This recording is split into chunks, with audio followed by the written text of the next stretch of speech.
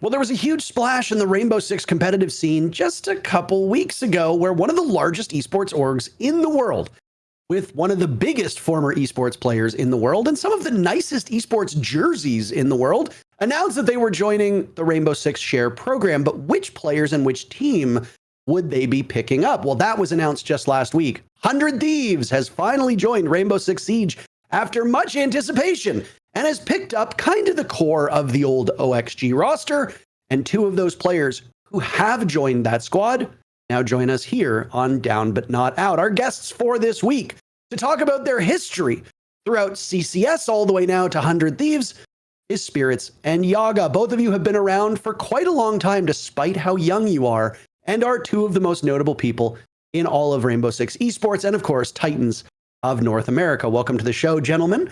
And we also have Mint co-hosting today, who knows a thing or two about some of these players, as maybe you had some affiliation with them at some time, Kyle.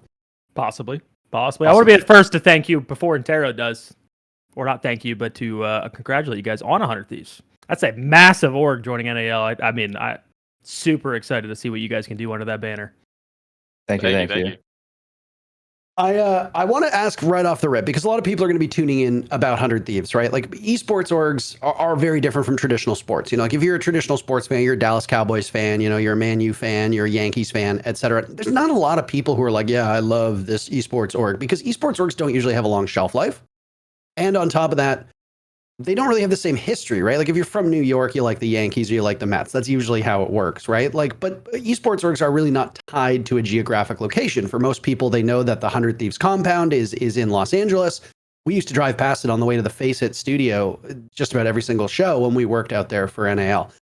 But people from LA don't necessarily love 100 Thieves, yet people from all over the world love this esports org. I am amazed at how much interaction that org announcement got. Did it catch either of you off guard to see how well received 100 Thieves joining Rainbow Six was across our community?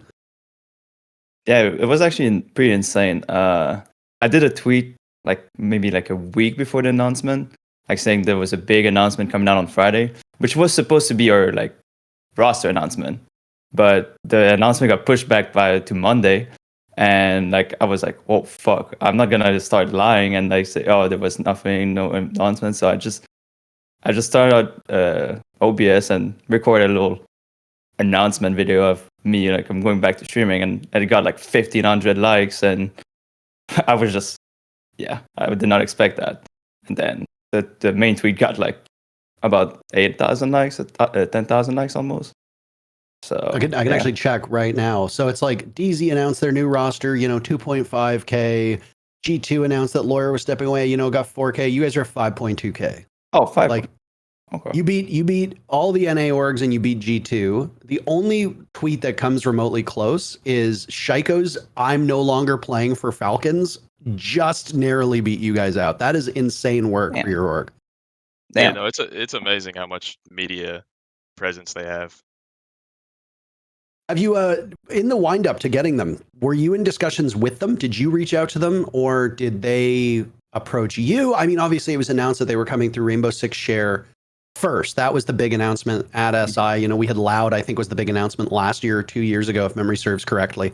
So obviously that was a big splash. Then people were wondering who would they get picked up, and then there was Rostermania and all those rumored links to you guys. But what was the process to get signed with 100 Thieves? Did you do it, or did they reach out to you, or was there an intermediary that helped connect you two?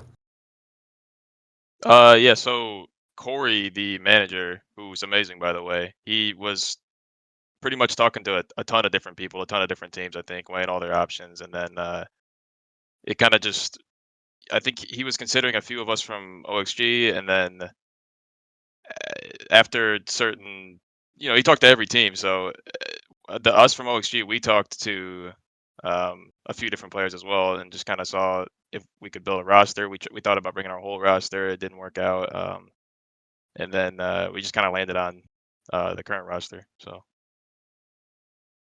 I mean, I know back during the Gold Rush days when there were a lot of orgs looking to get in. This was around the time that I think it was called the Pilot Program was the official name for it. This obviously predated R6 Share. there were big orgs that were looking for teams, and they actually came to us as casters quite a bit. Like I had conversations with CLG. Obviously, Kickstar was really involved with talking to DZ. Kix also talked to CLG. I know I talked to Ghost Gaming when they were kicking the tires on picking up a roster. I talked to Mouse, and it's just like you've got these orgs that come in, but they don't know the scene, and it's always nice when they lean on the expertise and of people who are already established. I do want to talk a little bit more about how you got to be in this place with this roster, because obviously there's a lot of interesting little quirks of this roster. A lot of it will be referred to as the former OXG, rightly or wrongly. I just think that's how people will talk about it, and I've already seen people talk about it that way. But obviously you've got two former DZ players, obviously in New SpiriTz and Pamba coming out of very short retirement to join this team. I do want to get into that, but I think what is best from an audience perspective is for those that might not be familiar with your journey to this point is to just go through like the genesis of both of you as players, because you're both quite young. You're both in your early 20s. You basically went pro like the moment that you got able to do so, and you've played a shitload of games. Like if you go on the Liquipedia and you look at the amount of games that both of you played before you made like your tier 1 debut, it is really quite impressive. We talked about this a little bit during rehearsal, but I remember, I can't find it now. If anybody in the comments remembers this, please sound off on this. But I remember, Yoggah, when you were like 15 or 16 years old, and you were one of those like on the ascendancy young pros, very similar to like what people said about Stompin' and Ambi and all these young guys. And obviously Bolo was there too in that conversation. I remember easily, who was on this show about 5 years ago, tweeting out that the moment that you turn 18 and are able to play on a pro team is the day he retires. Now, granted, he did not play for that much longer after you became a pro. So, I mean, I don't know if there's any, tie there, but even Canadian said the same thing. I'll start with my first question being with Yoggah.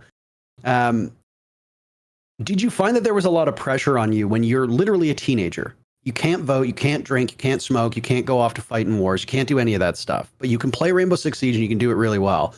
Obviously, you were a highly touted prospect that a lot of teams were looking at. Did you find at the time that there was any pressure? And if not, do you now look back on it and have a different vantage point now that you are much older?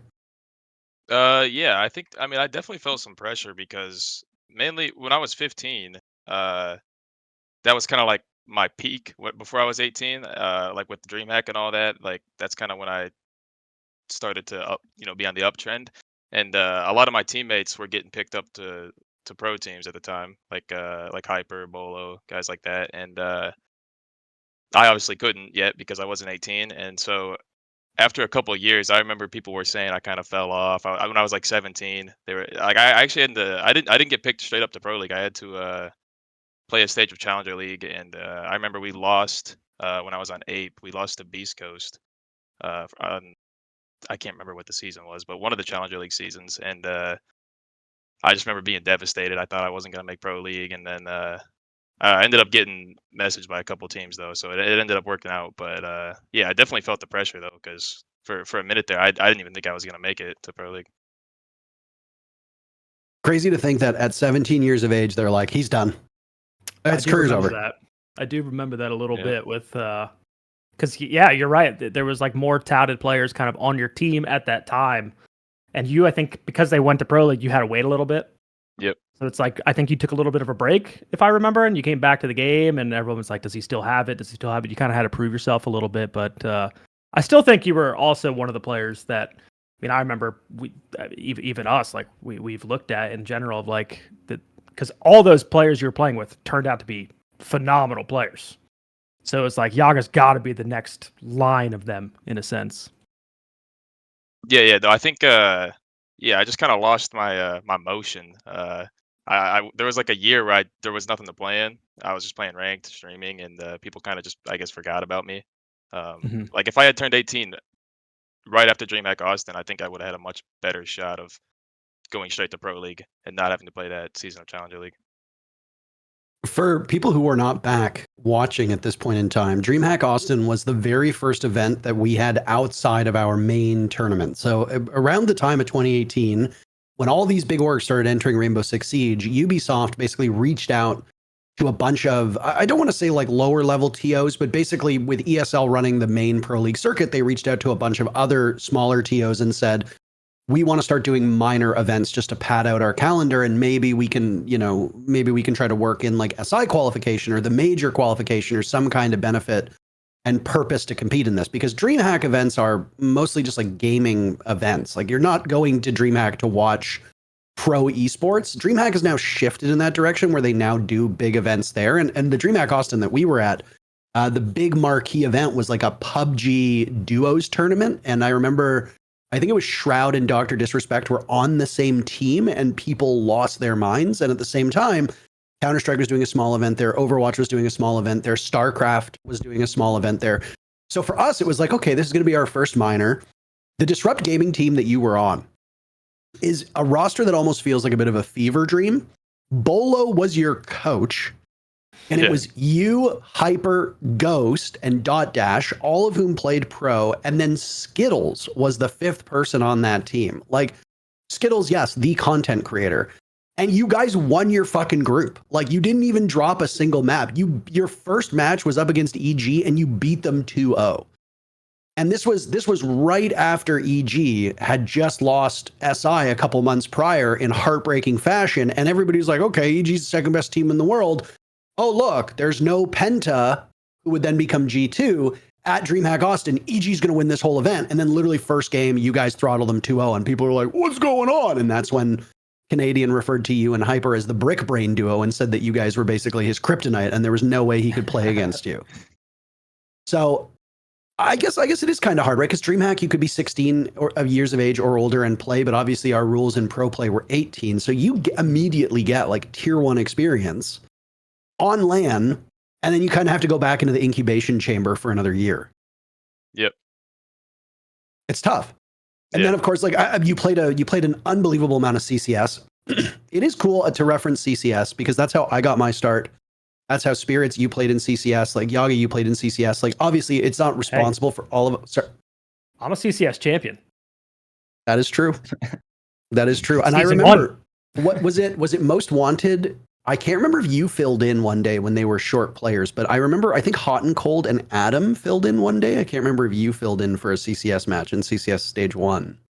There were a couple guys on Most Wanted that couldn't play, and then all of a sudden it was just like, oh, we're just going to get some Flipside guys to fill in for them. And I was like, oh, that seems fair.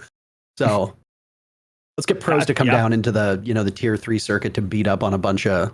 I think that was before they said tier 1 teams can't play, because we were homeless. We weren't even Flipside at the time. We were homeless, and we ended up beating Knicks in the finals. And then after that, they're like, no pros. No pros. I wonder why. Yeah, exactly. So I wonder if there's a... We were homeless. We needed to make some kind of money. I mean, come on. I mean, the CCS prize pool was huge. I think it was like 10 grand the second year or something like that. It grew. Shout out to Sternab for securing endorsements and spending some of his own money there. Yoggah, I don't know if you remember this, but a little fun quirk while I was doing research. You and I actually played a Twitch Rivals together. Was it with King George? Yeah, and we got I do remember that. We got fucking smoked. Yeah, I remember being super excited about that because the prize pool was huge. I think I had to convince my mom to let me skip school so I could play in it, and yeah, we ended up getting smoked. But I think it was still a decent payout, even though I don't think we won a game. It wasn't bad, and I kind of get ribbed for it because if you go on my Liquipedia page, it shows that I've earned like a couple $1,000 playing this game, and people are like, "How does he make money?" And I was like, "Well, it's literally I played 2 Twitch Rivals. That's all it takes." At the time, Twitch Rivals was the EWC. Okay, I was just playing it for money. That was it. Nice. And it might as well have been a great payday. I think we made a couple $1,000 each. It was great. Yeah. But now just over to you, SpiriTz. You obviously were, as a Canadian, you started largely through the Canadian League, which was, if people don't remember, and again, we'll take you back to 2020. Basically what happened was ESL's contract ran out. I think it was either April, May, or June of 2020. And the idea was that FACEIT was going to pick up the contract and was going to run the circuit, and everybody was going to move to Las Vegas, and everybody would be in Las Vegas physically. And obviously COVID hit and there were different ideas. There was also a massive power struggle at Ubisoft at this time, where there were people in Ubisoft who were American who wanted the NA League to just be Americans. Obviously very silly. There were also people at Ubisoft who were like, well, if they're going to do an American League, we need to do a Canadian League.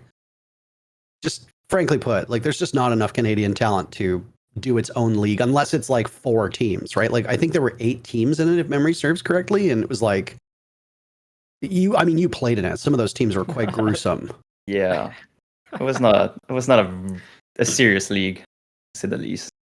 But it did shine a spotlight on you as a player. And I mean, I guess just a very simple question. Do you think that your time spent with Altiora playing in the Canadian League is in large part responsible for you now being a major champion who's played, 4 or 5 consecutive years in the NA League? Do you think that the Canadian League is responsible for that? Yeah, I think it's where like it kickstart for me, because the moment like I joined Altiora, like it was during COVID, and I had to move in with Penguin. So I moved all the way from buttfuck nowhere, Quebec, drove 18 hours to Windsor, Ontario, and lived about 8 months. And like Penguin and I we were grinding the game together. We were like theorizing about the game. We were just learning the game so much, and I learned so quickly. I think like COVID was a blessing in disguise, at least for me, because it allowed me to play FPL every day. Like back in the days, the FPL was like, I mean, you can ask you can ask anyone. At that time, FPL was so good. It was the perfect place to learn from the pros, to learn from everyone else, and everyone got so good together. I obviously look down my nose a little bit on the Canadian League. As a Canadian, and Canadian will echo this if he's ever on the show, obviously there's an immense amount of like national pride that we feel when Canadians do well. And I mean, I'm not one of those weirdo freaks who hates Quebec because they speak French. Like I don't give a shit if you're from Alberta. I don't care if you're from Quebec. Like if you're succeeding, then Canada's succeeding, then we're happy, right? But it's just like, I worked the smaller Canadian Nationals League that was like, I think 2018 and 2019. That was run by like Northern Arena, and then became run by Waveform, and then Dome Productions or something like that. We actually broadcasted the last season out of the Sky Dome, which is where the Blue Jays play. That was with Van Silly and Flynn and I working that. And it was just like, I remember sitting there and some of the teams would get into the lobby and they'd be gold. And it's like, come on, guys, like we're trying to run like the top Canadian league possible, and you can't even find guys who are the highest rank in the game. Like I'm better than gold, for crying out loud. Like I could be playing on some of these teams. But I will say, getting to see players like not loading, and Flynn even obviously competing in the Canada League as well, having guys like you, Penguin, Eska, being able to like launch careers off of this, that they then were able to play for like Parabellum and all these other orgs in the actual NA League, when finally after 1 year they were like, this is silly, let's merge them back together. It was great. And I will say, when you see lower level leagues, and APAC obviously is in this conversation quite a lot, and I think China's going to be in this in this conversation a little bit too. When you have like a newer league, the goal is not to immediately be competitive. It's really to show off who can do what. And you are a perfect example of that. You were given an opportunity, you took that opportunity seriously, and you literally won a major and have now been around for so long because of it. So I guess there's not really much to comment here. It's more just I think it's really beneficial when people look at these leagues as development leagues, rather than like, oh, we expect a Canadian team to win it all, right? Like that's unlikely. But hey, if some of these players can then translate that to success outside of, their country or their region, then that's great. And you did just that. So I'm glad you brought up Penguin, though, as an unk here on the show, or an OG, because that guy, I thought he was one of the smarter players, especially back then. We're talking the 2020, 2019 kind of times. Do you think he like taught you, because you brought him up, like, do you think he taught you a lot about the game and like really made you want to keep going and like see what you can actually do in Pro League? Because obviously you're playing in Canada. Oh yeah, Penguin, like I think it was ahead of a lot of people. I don't know. I always remember him from that Villa lineup. Dude, this guy cooked up crazy shit. He tried new metas all the time. He was always trying to push the limits to everything, and that really inspired me. And you can ask Yog, like Yog. I remember a scrim when I was on OXG, the first time I was on OXG, a scrim against them, and I think it was Cafe, and they banned Sledge and put mute jammers on the castles, which did work because we just abandoned the castles from the top. But the ideas that they would cook up were just insane. It worked against every time. It worked against every team but you guys. You guys figured it out. And he also yeah. cooked up, putting you on what? I mean, you were Dokkaebi, because everyone knows you as like the Shield Lord nowadays, playing all the cheese ops. But back then, you were a premier entry and on Dokkaebi, which was not the entry we kind of know it as today with the SMG-12 crutches. Like, you were just running around with the DMR frying people. Yep. Yeah. You also taught me like didn't teach me the shield, but like he promoted the shield gameplay because I played a lot of shields in rank. I probably have like 1,000 rounds on shields, like just on blitz. And he saw that on my F6 tracker, and he said, "Okay, now you play a lot of shield. I'm gonna cook up some attacks for you just on shield." And that's how I actually picked up the shields in comp. And you kind of teach me, like, he helped me like grow as a shield player too. Really? Yep. Okay. Mhm. I actually did not know that. And is it also true, I don't want to say this if it's completely wrong, but you've known Pambazoo for quite a while, and we'll talk about that a little bit later, but when you got into competitive, you didn't know how to speak English, right? You were on like a French-Canadian team, and like Pambazoo kind of helped you with English? Correct. See, On insane. my first month of PC, I only spoke with French people. Like I was only with French Canadians on console. And when I switched to PC, we met Pambazoo on, like, we were 3 or 4 stack, and Pambazoo was in a rank game, and he completely carried us. And I was like, bro, this guy is nasty. And we got him in the rank stack, and he did not speak a single word of French. He just spoke English, and you just listened to our comms in French. And one day, like, we had like a third party that translated from English to French, and then like that's pretty much how I learned English. Yeah, that is an insane story. Just the fact that, one, you knew Pambazoo that long ago, and that he taught you, you learn English that way, but also like just thinking about Rob and that he's okay with just chilling with a bunch of people that he can't understand, just having a good time playing ranked. It's not even like you had regular like Parisian French. He had like rural Quebec French, which is just there's no hope. Like, I can get around when I was in Paris, like I could get around Paris and I could hear like people speak French. I'd be like, okay, like I understand most of what you're saying. And then it's like I'll go talk to a couple people at Ubisoft who very clearly are not from like Montreal, and I'll be like, this is not a real language that I understand. Like I know they're speaking French. I just can't get it. So props to Panba for that. It is quite incredible that you were able to learn English so quickly. And I mean, I guess for me, like as somebody who's never really been able to learn another language, I just find it very impressive when people can. But I mean, to go stay with Penguin in Windsor, I guess you were subjected to English nonstop, and there's very few French speakers in like Southwestern Ontario. There's not really many French speakers over across the water in Detroit. So you basically it's sink or swim. And I actually didn't even know that. I didn't know that I just assumed that you had a passable understanding of English when you first started playing. So props to you for that. That's impressive. I want to switch back to Yoggah for a second here, because one very interesting quirk, Yoggah, of your career is you've basically played with 2 teams your whole time. Like you are not the journeyman. Like you obviously, like if you go and you look at all the teams you played with before you got to tier 1, yeah, it's like most T2 players, right? Like you're cycling through different orgs. Most of them aren't real orgs. It's just players playing together. Then you get picked up by OXG and you basically stay with OXG forever. Then you go to XSET. XSET eventually ends up getting, bought out by M80 side of the ownership, and then they rebrand. XSET still exists. It's a complicated situation, but for all intents and purposes, M80 is XSET, or was XSET. And now you went back to OXG, and now you're with 100 Thieves.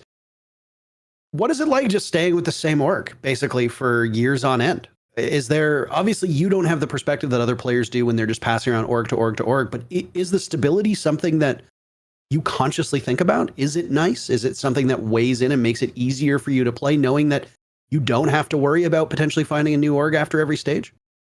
Oh, the stability is definitely nice, but it's not like necessarily something I consciously sought out. It just kind of is the way my career worked out. Like, for whatever reason, I just went back and forth to these teams, and yeah, I don't know why, but it's just the way it happened.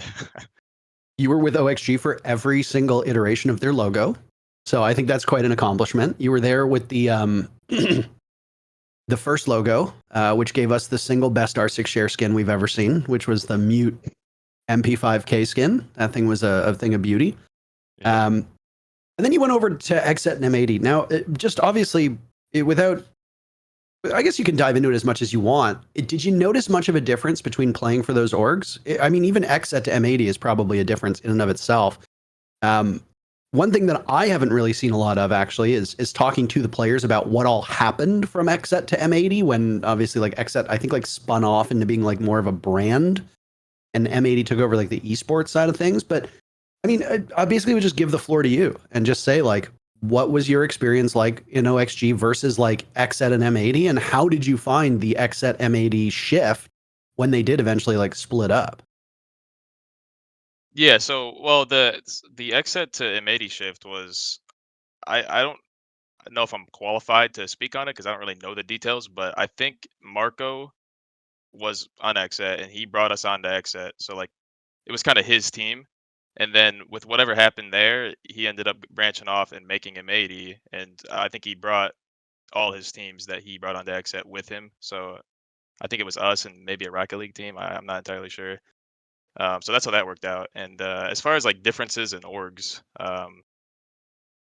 OXG and XSET were both great orgs for us. There really wasn't much of a difference, to be honest, from an org perspective. It was just pretty run of the mill. Just they were paying us on time, and yeah. That's a big difference. Getting paid on time is something that is a lost art of esports. I see you on that. How did you find OXG versus M80? Because I will say as much. OXG got picked up by the Crafts, who own the Patriots and like the Boston Breach and stuff like that. Obviously, if you've got a guy like Robert Kraft or his people who owns the New England Patriots buying your esports team, I don't think you're probably going to be liaising with the top brass all that frequently. But when you look at M80, Marco and his people are very visible. They come to almost every single event. They're very active on Twitter.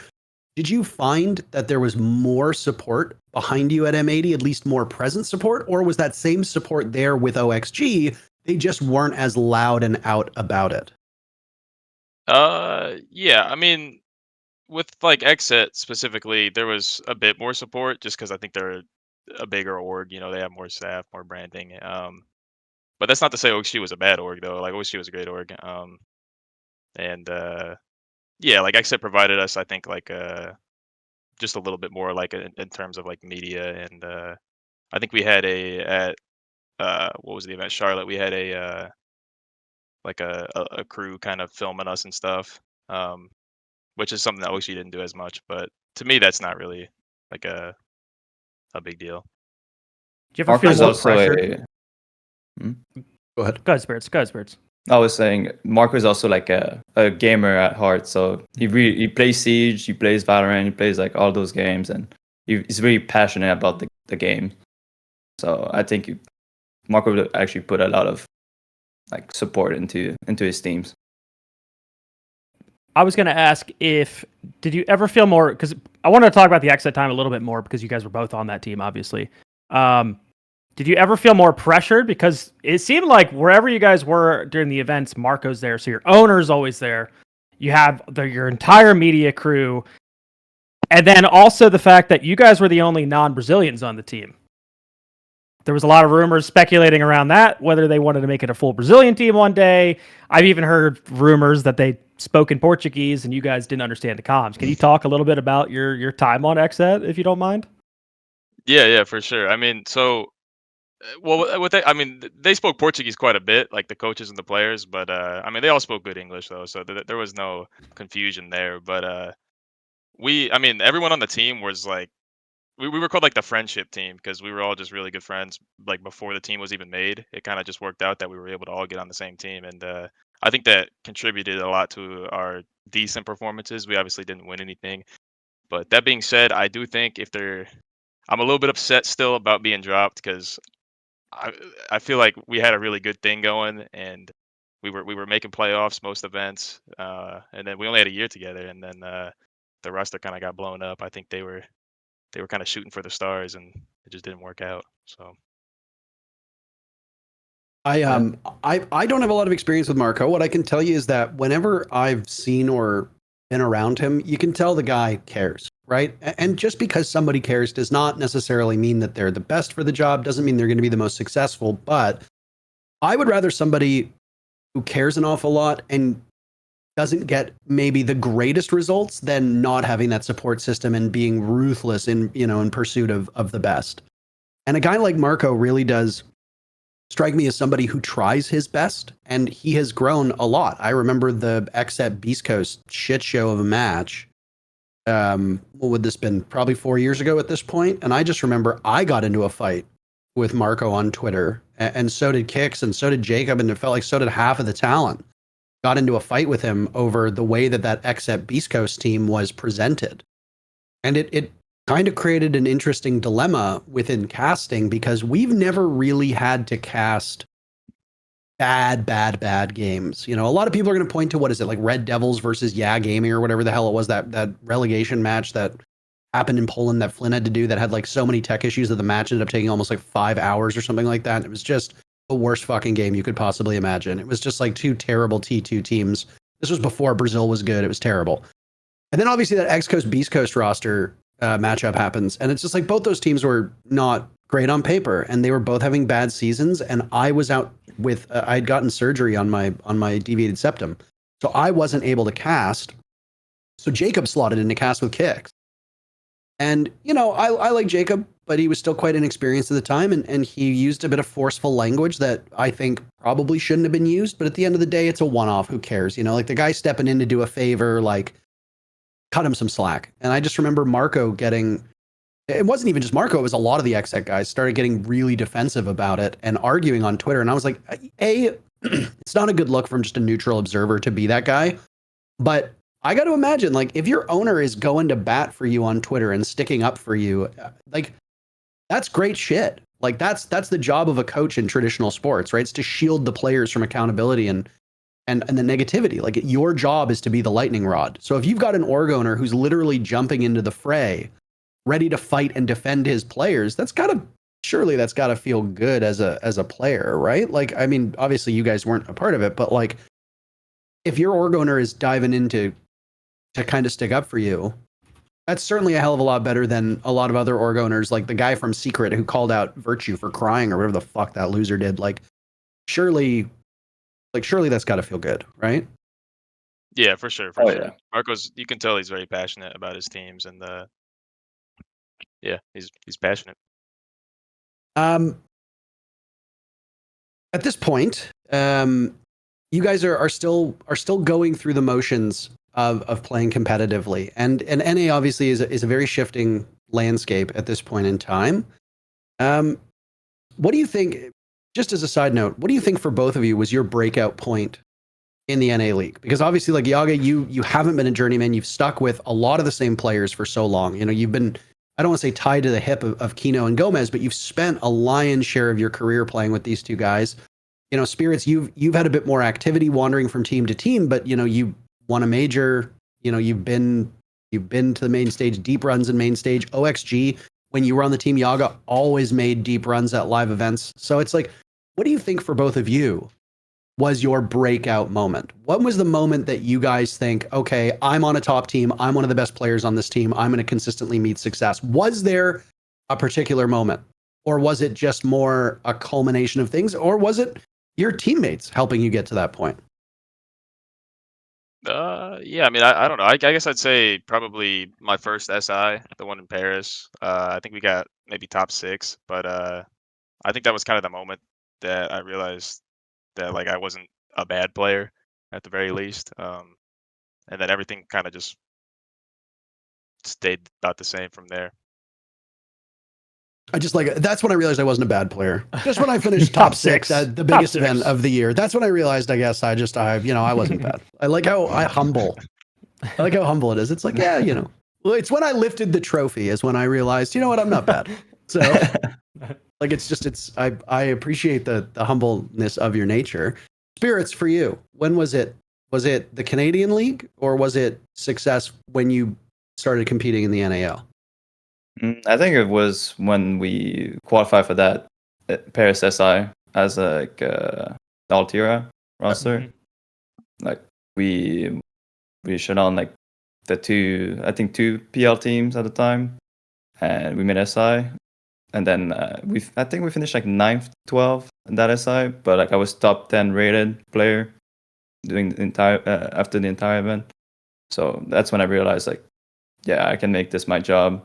That's also like after that event, like I convinced my parents that I can make a career out of it because they saw like the huge amount of money that came in my bank account. So yeah, I think that was my break. And then I mean, after that, you joined XSET, right? Yeah. So is that just because of going back to the friendship team? Like, did you already kind of know some of the guys on that team that were kind of building it, or how did you move from the Canadian team of, Parabellum or whatever you were on to XSET? After we won relegation against XSET, I was actually right after the match. I went to the bathroom and I was taking a leak, and Marco was taking a leak right next to me, and I didn't know it was Marco because the guy was so pissed. And he was tall, and like I thought I was Prod's father. I was like so scared, and it was Prod Marco. was a tall guy, yeah. Yes, I was like, wait, is that Prod's father? Like, am I gonna get in trouble because I just shit on them and went like plus 20? But no, it was Marco, and then like not even like a week or two later, Marco hit me up. Gomez, Diaz hit me up, asking me to join XSET. Yeah, we built a roster like that. Marco's making deals in the bathroom, huh? Yep. All right, heard. That guy's passionate. He wants to win real bad. He's waiting for an opening. That's it, Yeah.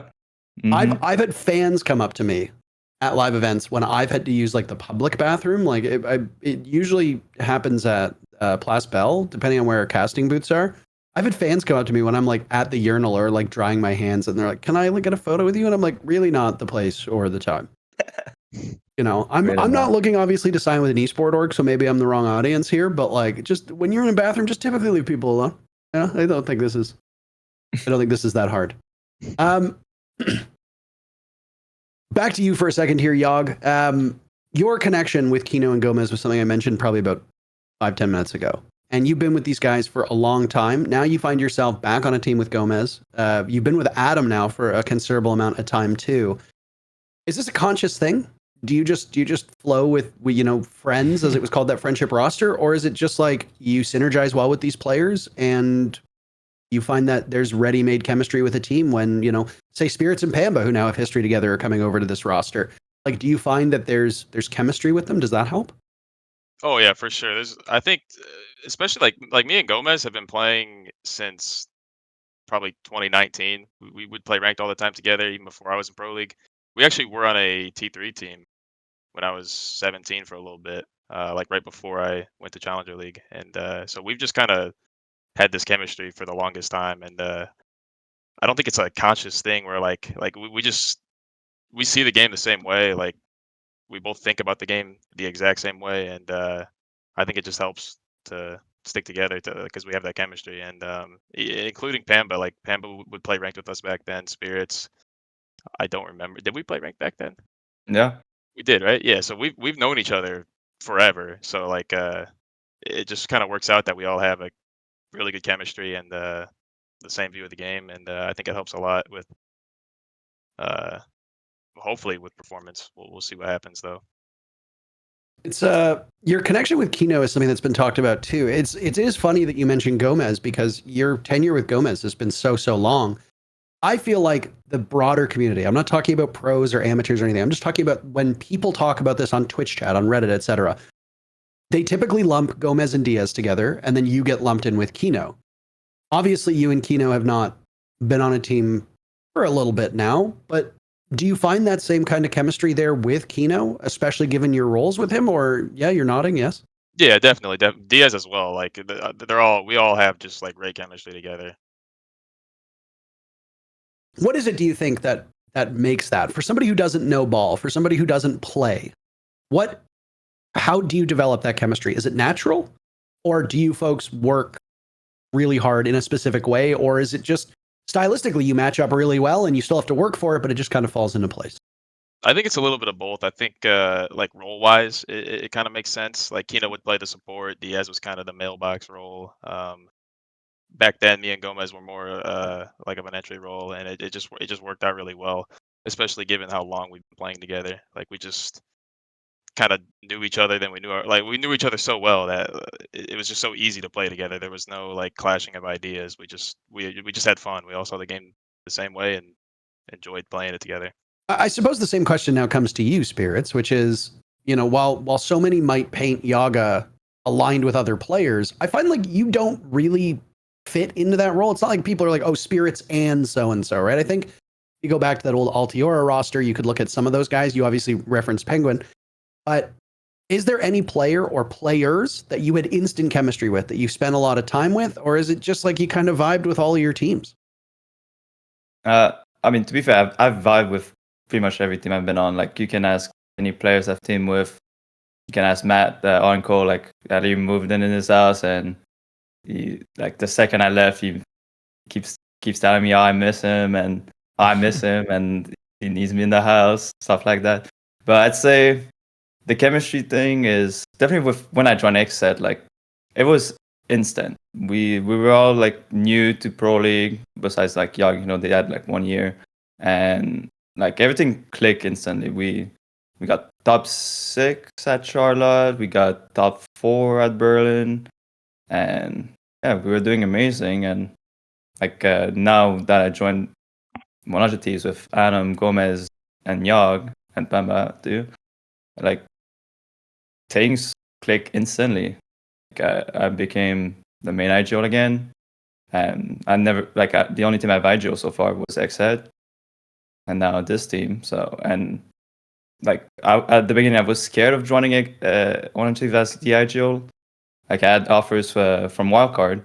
Wildcard really wanted, like, I was in between Wildcard and one of the Thieves, and like for me, mate, like I asked everyone, and everyone was telling me you should join Wildcard. It makes sense. They removed the shield player. You would fit in like a glove on that team, and I still decided to join 100 Thieves because I know the guys on 100 Thieves.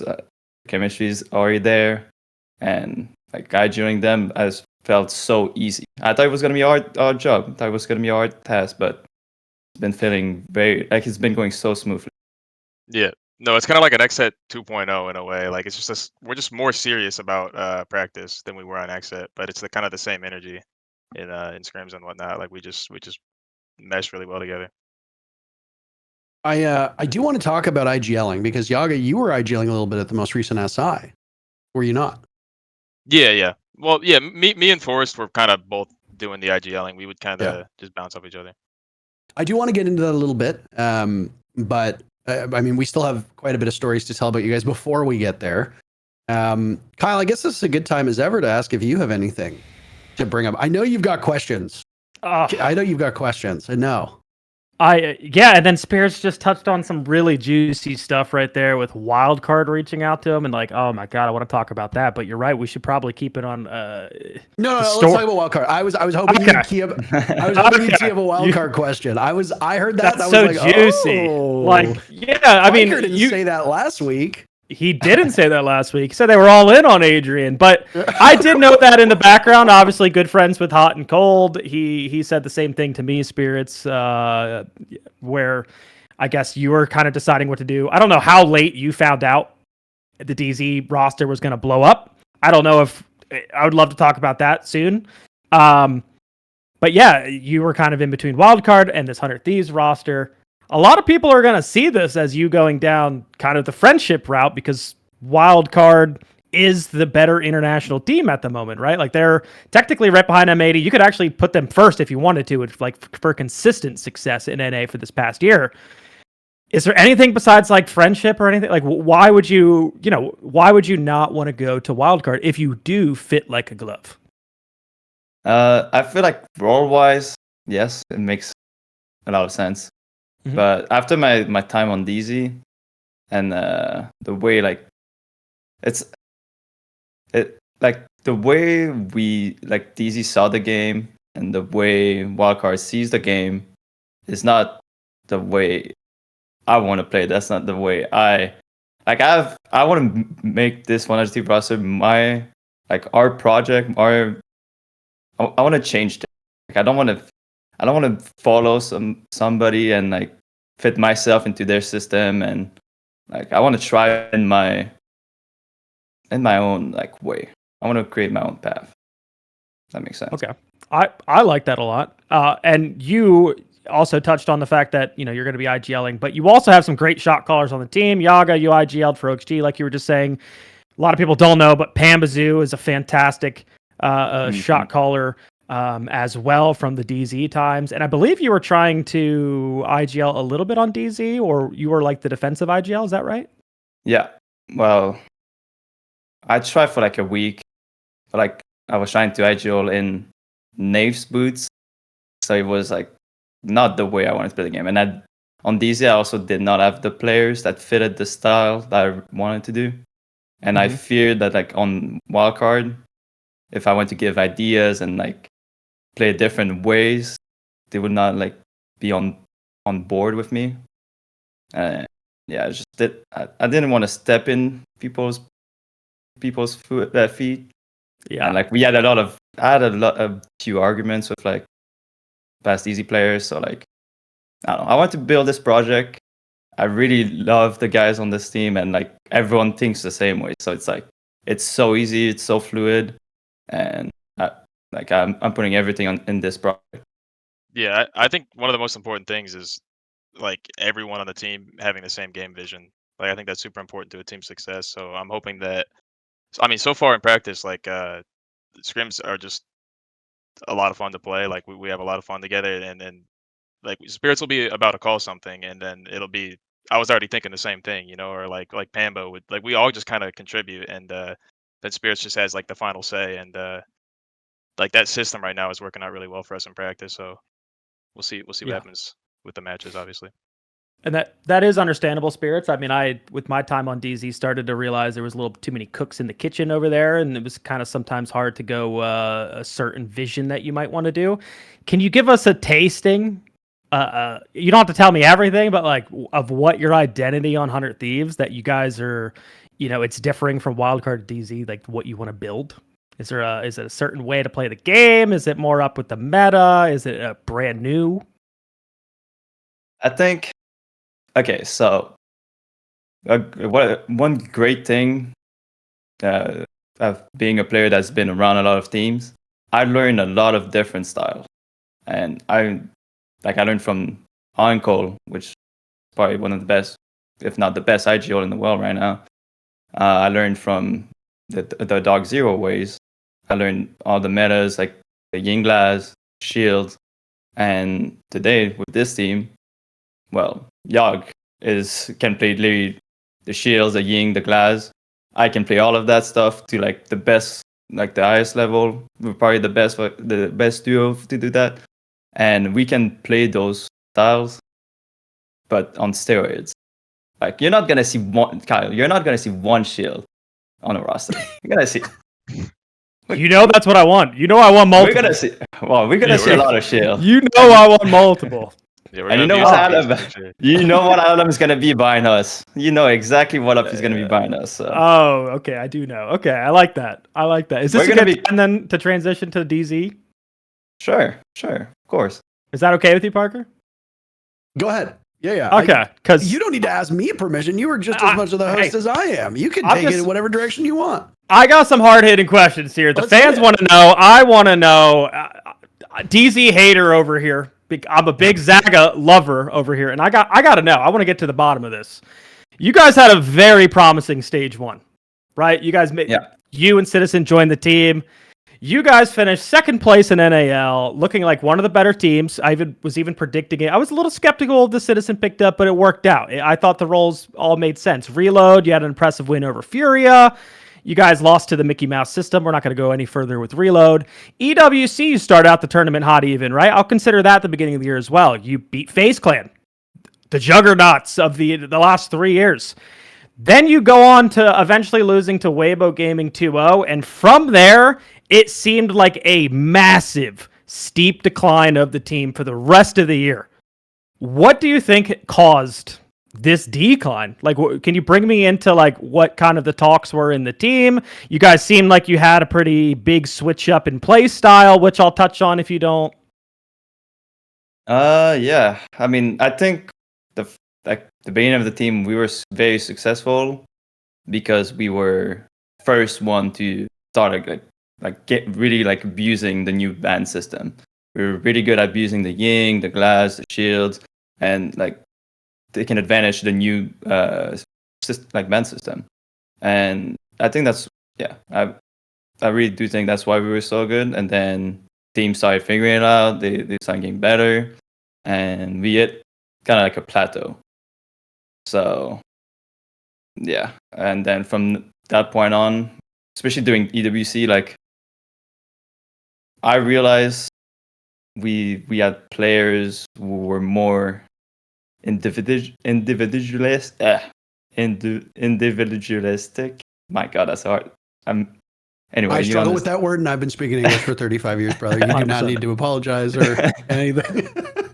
Oh yeah, and that doesn't really fit the playstyle, like the shield playstyle. When you're a shield player, you need people behind you. You need people to support you, and behind me, I had people. Tough word. I don't mean it in the way they're baiters, but I was getting baited, basically.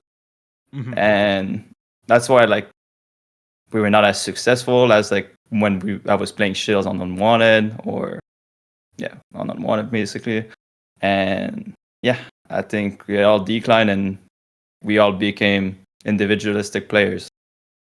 Like at the beginning, I was a very support player. I was doing everything for the team, but towards the end, it was just individual. So it seemed to me, at least from the outside looking in, like you can correct me if I'm wrong, but it seemed like you guys were really good with like your set stuff, but it seemed like you guys weren't good at going on the fly or like changing the pace throughout the game. So like I think, I mean, obviously every team has their own problems, but that's what it seemed like from the outside looking in. No, that was a big problem of us. Like if we, with the way Nave IGL too is like it's very like default-ish. Like we do the steps. If we fuck up a step, now what? Like I try to call something, and then people people were very like it was too much of like, you know, when you repeat something so many times, you become to auto-paneling. Yes. Yeah. So, yeah.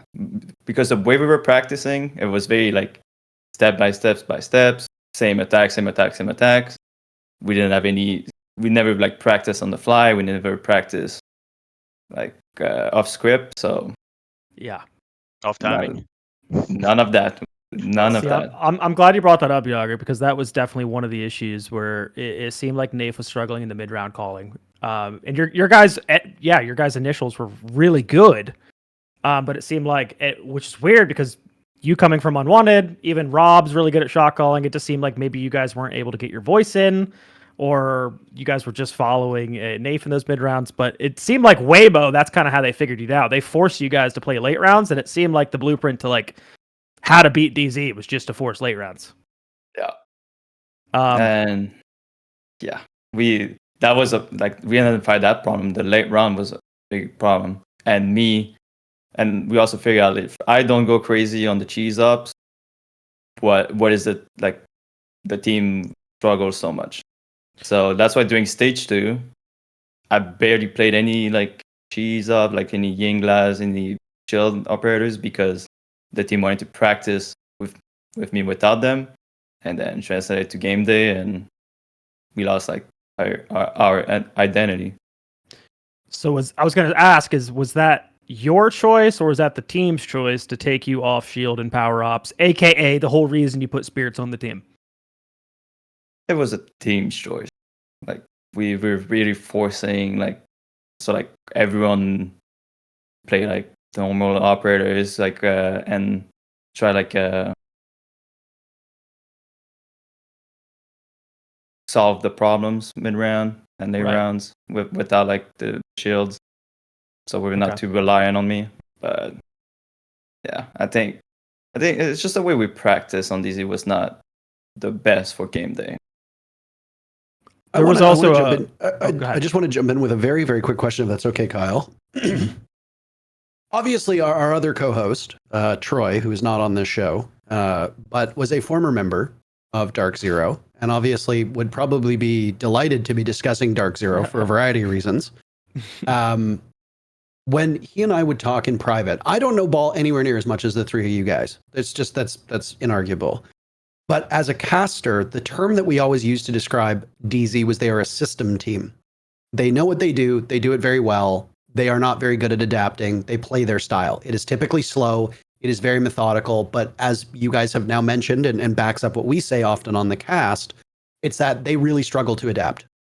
They don't really know how to play somebody else's game. They get stuck playing their own game. Now, obviously, with a guy like Canadian, he likes to play his own style of game. Obviously, that did not become suitable for the team. He was moved off the roster. They brought in Nave. This question goes to Yoggah as a competitor against them. And obviously, you competed against them too, SpiriTz, before you played on the team. What did you see as a big difference with Nave coming onto that team and taking over versus Canadian, if you guys played against them when Troy was on the squad? And two, how much of that directive, as Mint alluded to, comes from people maybe above? Because when you say there's too many cooks in the kitchen, I see NJR and Pamba as not really being guys who are going to drive where that team is going. So I wonder, unless I'm wrong here, is there directive coming from above, outside of the roster, telling you how to play, like coaches, general managers, assistant coaches, etc.? And again, what did you see, if any, were the differences between Nave's tenure versus Canadian's tenure with DZ? I know there's a lot of questions there, so I can always come back and raise it. I guess we can just start with why do you think DZ is like a... Do you think it was correct when we called DZ a system team that just played their way? I mean, you already said, SpiriTz, that they couldn't really adapt all that well. But would you call DZ a system team? And most importantly, who was the one making that system? Was it Nave? Was it Canadian? Was it people above him? I mean, that's... At least on my DZ roster, it was the coach and Nave mainly. Like, So that's that'd how be Kanger they... Kenny, right? Yeah. So that's pretty much like BC would come and like not very often. He didn't get involved too much, but he helped us with like 3v3 scenarios or like mid-round scenarios, and that actually helped us to improve. And that was doing stage before LCQ, I think. Yeah, it was before the LCQ. But yeah, that was not enough to qual us for invite. But yeah, I think it was just mainly a DZ style, because also with Troy, even now with SR, they're still like a system team. Yep. Yeah. I think I'll let Yoggah talk in a second here, but just because I was there when we made the switch from Canadian to Troy too, or from Troy to Nafe as well. A lot of the strats we had back then were actually Nafe's strats that even then Troy did take over to SR, like a lot of the border, the books walk stuff, things like that. Like Nafe brought a lot of things from M&M. He was one of the main strat makers on his time at M&M. And the reason, I mean, there was a big argument. That was the reason the actual change made, right? There was a big animosity between Nafe and Canadian, but also the guys didn't really like playing in the 20-second left meta, like there's only 20 seconds to make. Felt like Nafe actually was making really good mid-round calls that just weren't being listened to, so they wanted to try the Nafe style because they felt like he was, again, good upcoming player and had a lot of good mid-round ideas. But yeah, I when I was talking about too many cooks in the kitchen too, it was mainly like, I mean, Nafe and Pamba made a lot of the strats kind of when I was there. Before, it was me and Troy. It was like Nafe started taking really all of it over. Pamba, BC does help a ton. I owe BC fucking everything in my career because we came up with like how to coach. There was no good coaches, I feel like, when we were coaching. BC was ahead of his time and understands. This is Shas erasure, by the way. Oh, I mean, Shas was great too. But like in NA, like we had no one to learn from. Saying. You know, there was no information, so we had to come up with it on like by ourselves. I just think there's just like you're trying to play too perfectly. It's just trying to play it too perfectly over there. And Nate did like to play a default style. I know at my time, near the end, like with my DZ time, I wanted to play so many shields and cheese ops, and that's always how I played since the flip side times. And I really felt like I was never able to bring that style until finally we made Unwanted, and I was gifted SpiriTz in my lap. But yeah, I feel like for me, they try to play too perfectly, which I feel like is finally gonna change, but we'll see with the new roster. I mean, with the new DZ roster, it's definitely It's not even anything Yeah, close. Completely It's different. Yeah. it's the SSG roster. Yeah. For people who are curious, who don't know what the DZ roster is, it's Fultz, J90, Kino, NJR, and Newers. We can actually put up the tweet, the unveiling tweet that they had on screen. I mean, it's a lot of the old SSG. It's a kind of a mixed bag, just kind of like 100 Thieves is, right? Like you've got an identity from a former roster, but then you brought in some other players.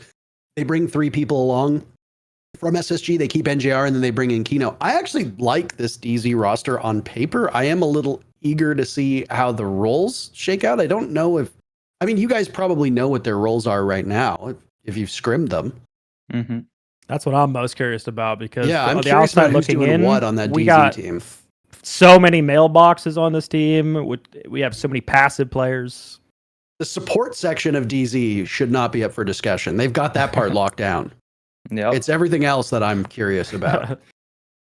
Yeah, I I don't even mean- actually know role. I don't really pay attention to who's on what op during the scrims, so I actually don't know off the top of my head like who's playing what on that team. I mean, you see Kino on the shield, and then Kino goes in, and then the rest follows. That's pretty much, Okay. that's pretty much it. Okay. That's It's very similar to like playing versus SSG. Like it's Yeah. pretty much like at least scrimming them. It's like the same feeling when you're playing them. I assume The that's same like due to call out system. Okay. So they are trying to replicate the call out system even with It seems that basically way. no entry. Yeah. Okay. They just entry with the shield, and they also don't have the Def and Benja doing his own Mhm. thing on the opposite side of the map. So it's a bit different, but I think they're gonna be better with that roster. I think Better than old DZ or better than SSG? Oh, both. Oh wow. That's high praise because I actually feel like That is. that SSG was NA Farmers. Yeah, but we know why. We figure it out. Mm. So they won't be farming us. You got them solved. Yeah. You got it solved. Okay. So now we got NJR, Def, and Crouch walking around, right? Are we getting Nick moving? I need to know. Is Nick moving? Well, Is he off the leash? He's been playing some solid snake, and Love that. been getting in the map. Getting in I the love map, that. so yeah. No, it's a very interesting roster. I still think they're missing like a voice, because Fultz is like the main voice. I don't know how Newers and Mhm. Jack are, like Jen are. And I don't know how Kino is good, how good he is with his mid-run calling. But if they have those players supports Fultz, then it should be fine. Be good. I'm just happy to see Jack still playing. There were rumors he was going to retire. I was like, I'm not ready for J90 to retire. No way. Speaking of retire, did Pamazoo retiring? Did that come out of absolutely nowhere for you guys, Spirits, or is Yeah. that something that like, yeah? Yeah, that was completely. That was kind of crazy. It happened literally like 2 weeks before It was really before playoffs. Like we qualified for playoffs, and he was like, "Yeah, I don't like this game anymore." So many DMRs. That is not an uncommon feeling. At least it wasn't, 6, 7, 8 months ago for a lot of players. Yeah. KDS still hates the fucking game and he just won another hammer. So, I mean. Yeah. He said, everyone plays DMR. I can't use it. It's fucking annoying. The team, and like, I mean, the things that our practice was so bad. Like, we had 2 hours debrief after scrims, and it was just people arguing. It was just our arguments every fucking day. So I would have gone like burnt out if I was him too. Yeah. Your former teammate Citizen was, as we were filming this, literally just announced as the one of the newest members of Team Secret. The rumors right now point that both Nafe and Citizen will be joining that team. I don't know why Nafe actually hasn't been announced. If that's the case, you'd figure they'd do Maybe they're just trying to do it for socials, Impression. maybe just to drive impressions. You know, Citizen is obviously Yeah. a big dog, and they just announced him joining, so that's 4 players on Secret that we know of. But what was it like playing with Citizen? He's probably the most talented player I ever teamed with. Like in terms of like playing the game, he's amazing. But in practice, it was very hard to like try to explain something to him and like try to change some stuff. And yeah, it was just very hard to not get along, but it's hard to work as a team. I'm gonna save you just for a second because I can see you trying to say this very politely, but I have no ill will. I like Citizen a lot. I like the guy. I talk to him at events. I have no problems with him. But I have seen and heard from a lot of former teammates that he is a lot to handle as another member of a roster. Like he's very opinionated. He's very forceful with his opinions. You know, he likes things his way, and he's very particular about that. And he can be really rough. And I just, you know, I've told this story before.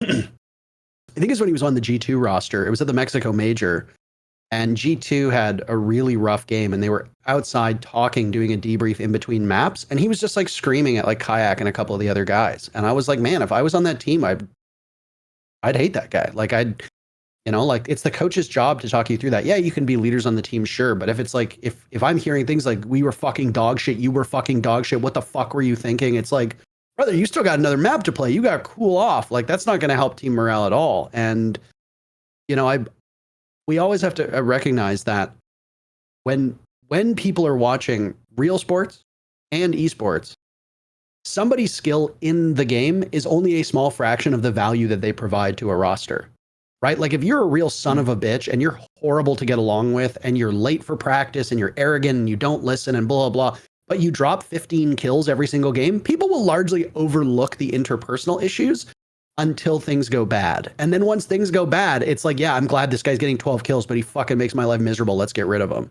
Like, and we've seen that with teams plenty of times. And people will ask like, well, why did so-and-so is so good? Why did he get moved off of the roster?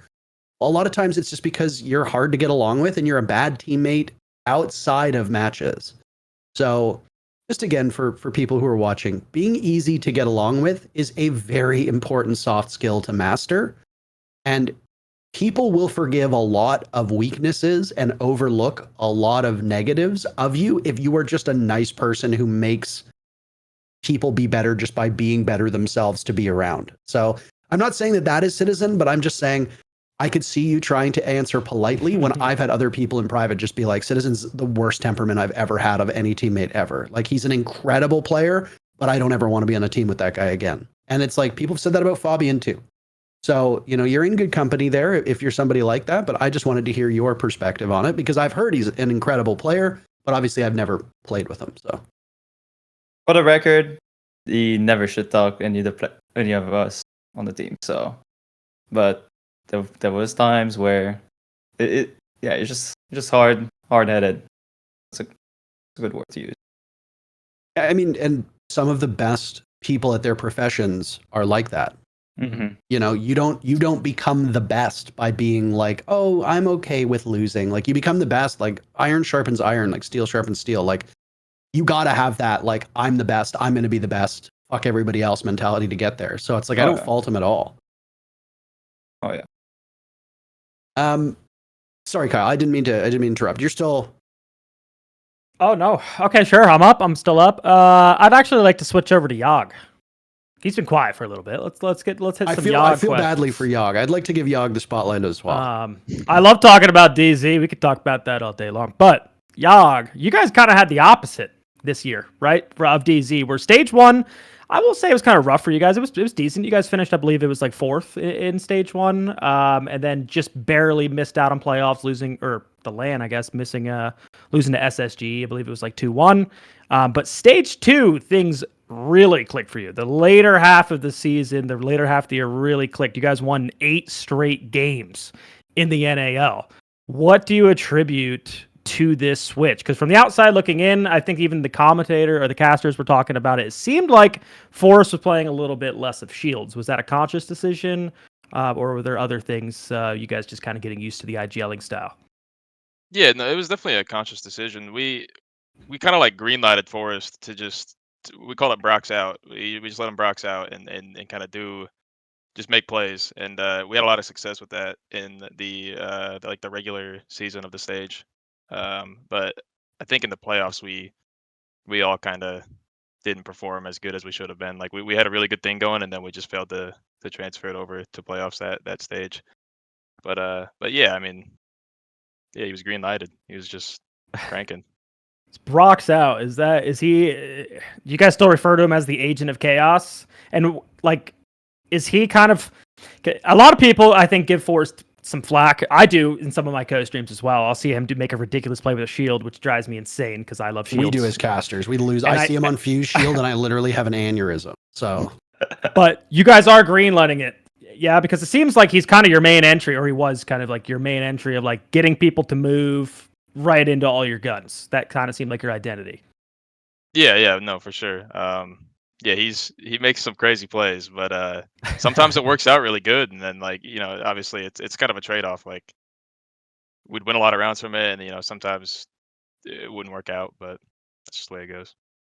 And then you touched on the playoffs, like.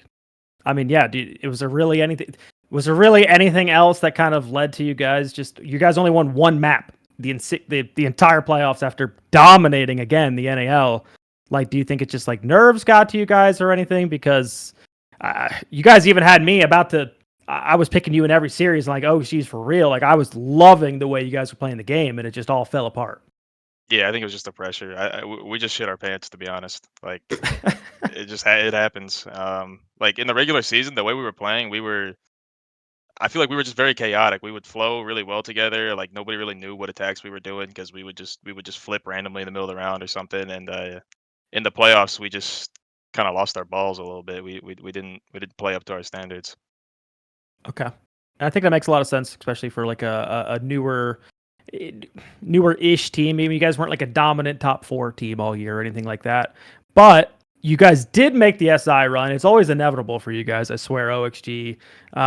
You guys do make the SI run, but you did touch on it too with like, it seemed like the big change was you kind of becoming the IGL, so much so that we were stunned. Me, Dream were messaging people because they talked about it on cast that you were IGLing.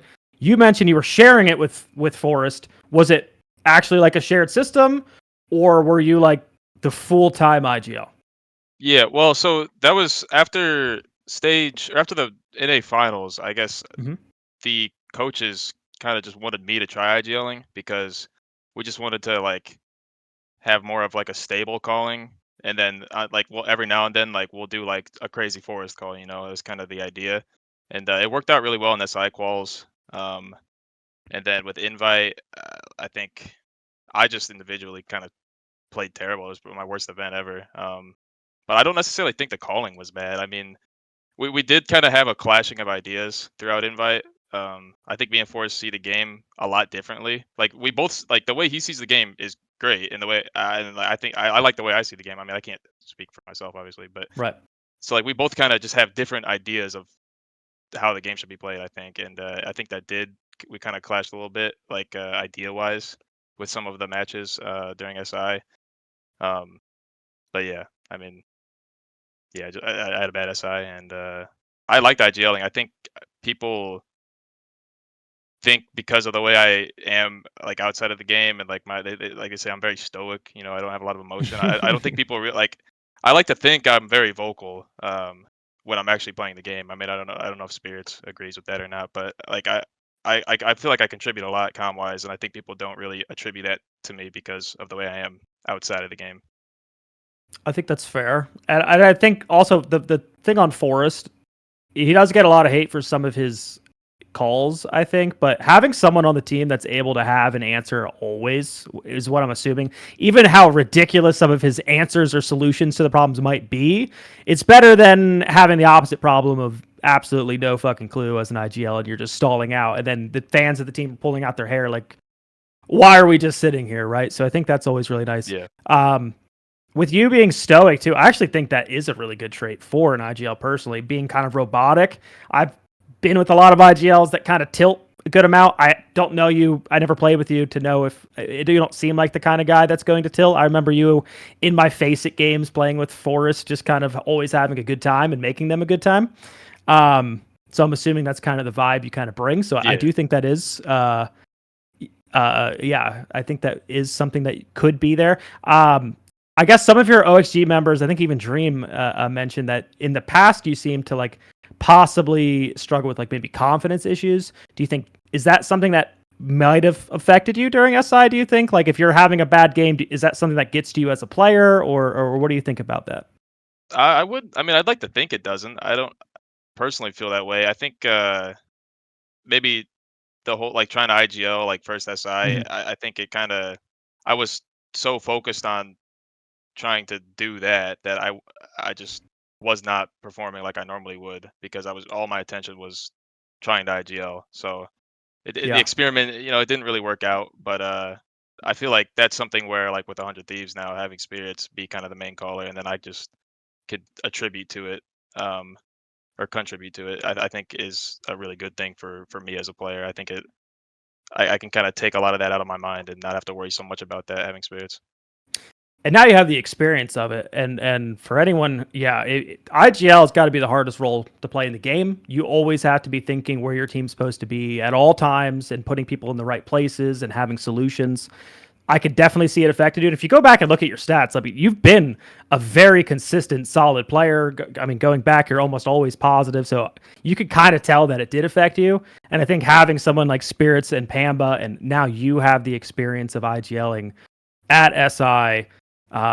I'm personally, yeah, I mean, I've been kind of glazing you guys a little bit because I'm very excited to see what you guys can cook up with, because we touched on DZ maybe not having that many voices.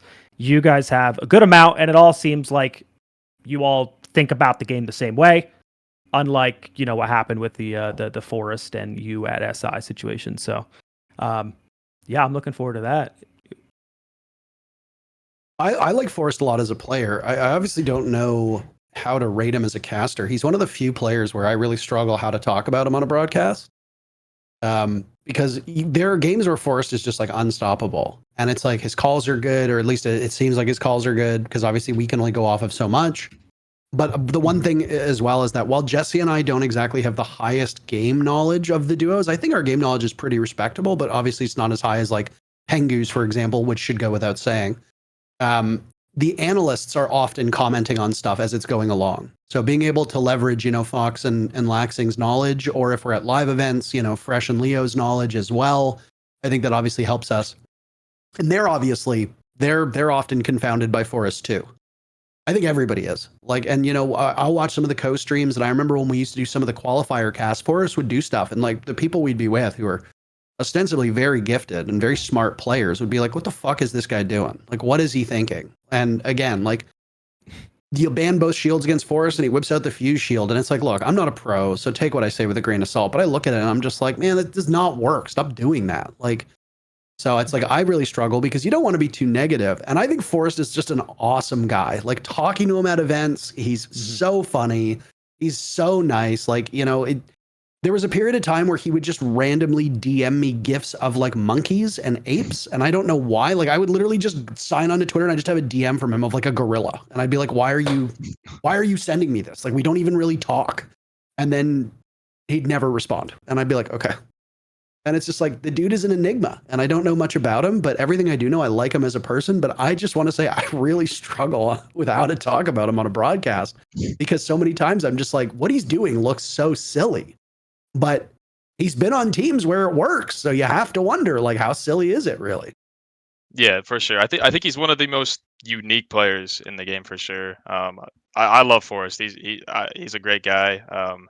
I think if he has the right system, like for like Astralis, for example, like where they all kind of see the game the way he sees the game and they just crank together, like I think that's where he really thrives, is a system like that. And I think that's something we kind of struggled with on OXG. Like we were trying to find consistency and we just couldn't find it. But I don't know if it's announced or not, but he's on that team with if it's not, I'm sure you guys can cut it out or whatever. But he's on that team with JJ now. and those guys, and I think he's gonna make those guys a lot better because he brings like a lot of leadership to the team, especially outside of the game. And I think that a lot of the lower teams, I think that's something that they're going to benefit from a ton, is someone like that joining the team. It is not announced officially because I don't think he's officially announced it, but all the rosters are confirmed at this point. There have been plenty of leaks. We've just talked about speculation. We can cut all this out, no problem. But if you're hearing what I'm saying on the podcast, it means that we have not cut it out because we have reached out to JJ and asked if it's okay to keep it in. I don't think JJ's going to give a shit. He's too busy trying to, get banned and then unbanned from Twitch. So, did we ever find out why that was? By the way, why JJ Blast just randomly got banned on Twitch? Did we? I got no idea.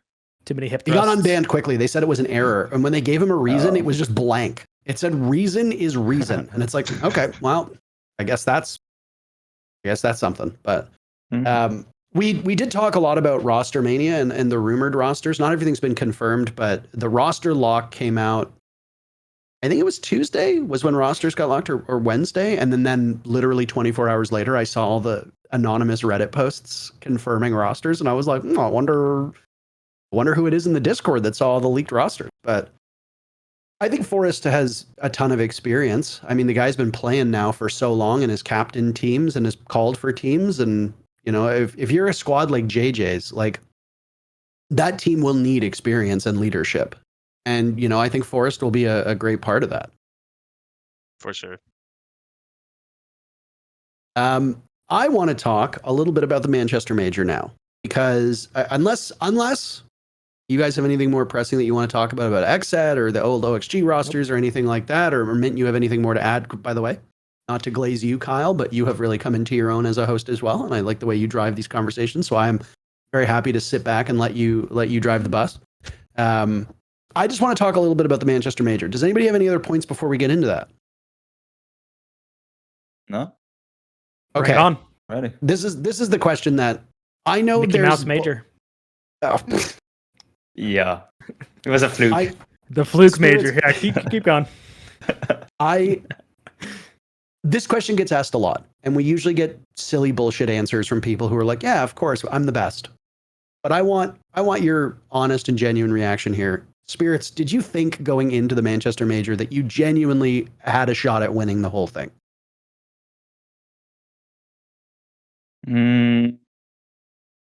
I don't think so, no. Because like after winning the major, and like I started thinking, like when we went to reload, like I went in reload thinking, oh, we're the best team there, we're gonna win this. And then I feel like it's always when you think, like when you're so close to the win and you think the game is done, and like you feel like you're about to reach to win the game, is when you start losing. Like against G2, we were up like what 5-2 maybe, like 5. We were up like maybe we were on match point. Like I started thinking, oh shit, we won. We're gonna go to playoffs, and then we're gonna go to main stage, and then we got come back, then we lost. It's like it's always when you think you're gonna win this. That's so true. Yeah. So no, when I went in the Manchester, I just went in like one game at a time, and yeah, round by round. When did it dawn on you that you had a shot? Not we're gonna win this, but hey, we honestly could do this.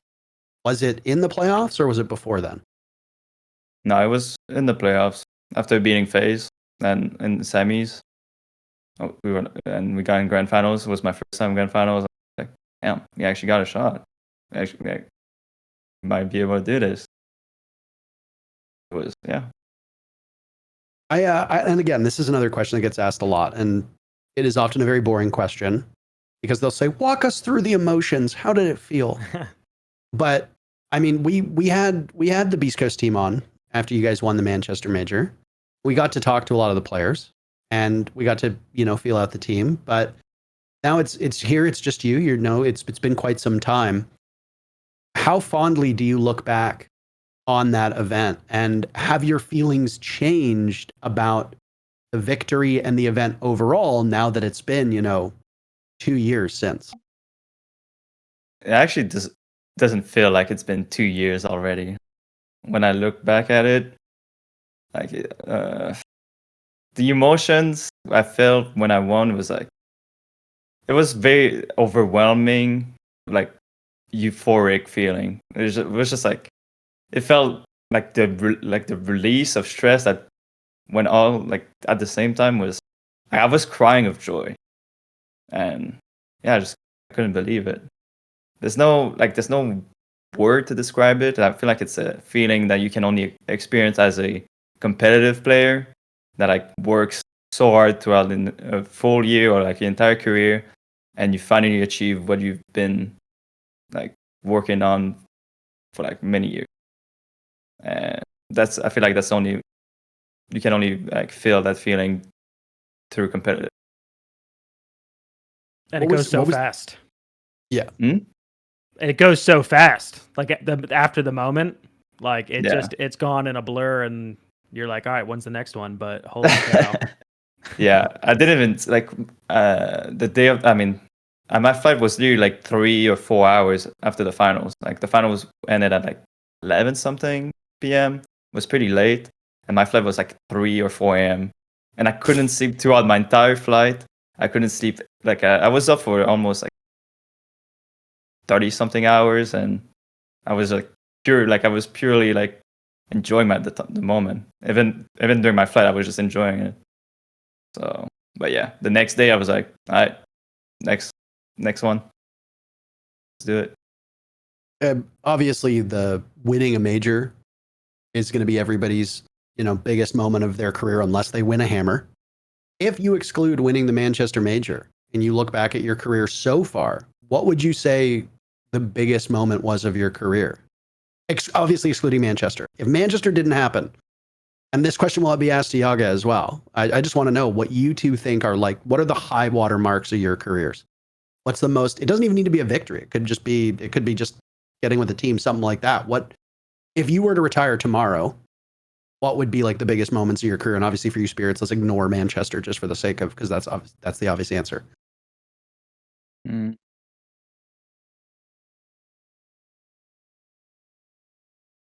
It's not an easy question. Yeah, you got an answer?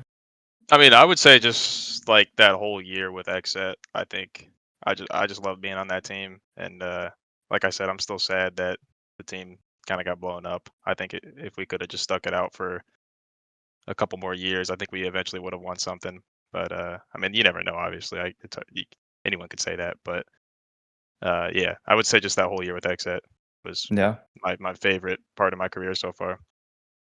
Joining XSET was definitely the best thing that happened to me. Like I turned 19, moved to Vegas, lived in a $3 million mansion, playing video games, good times, making a lot of money, and we were getting picked up by limousine to play at arenas and every week, twice a week. Like that was a dream. That was like, we didn't know how good we had it.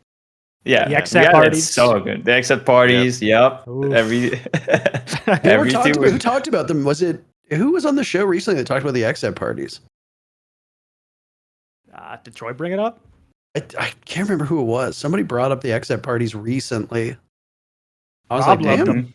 Rob loved the XSET parties. The XSET parties. Yeah, he did. The XSET parties were a great time.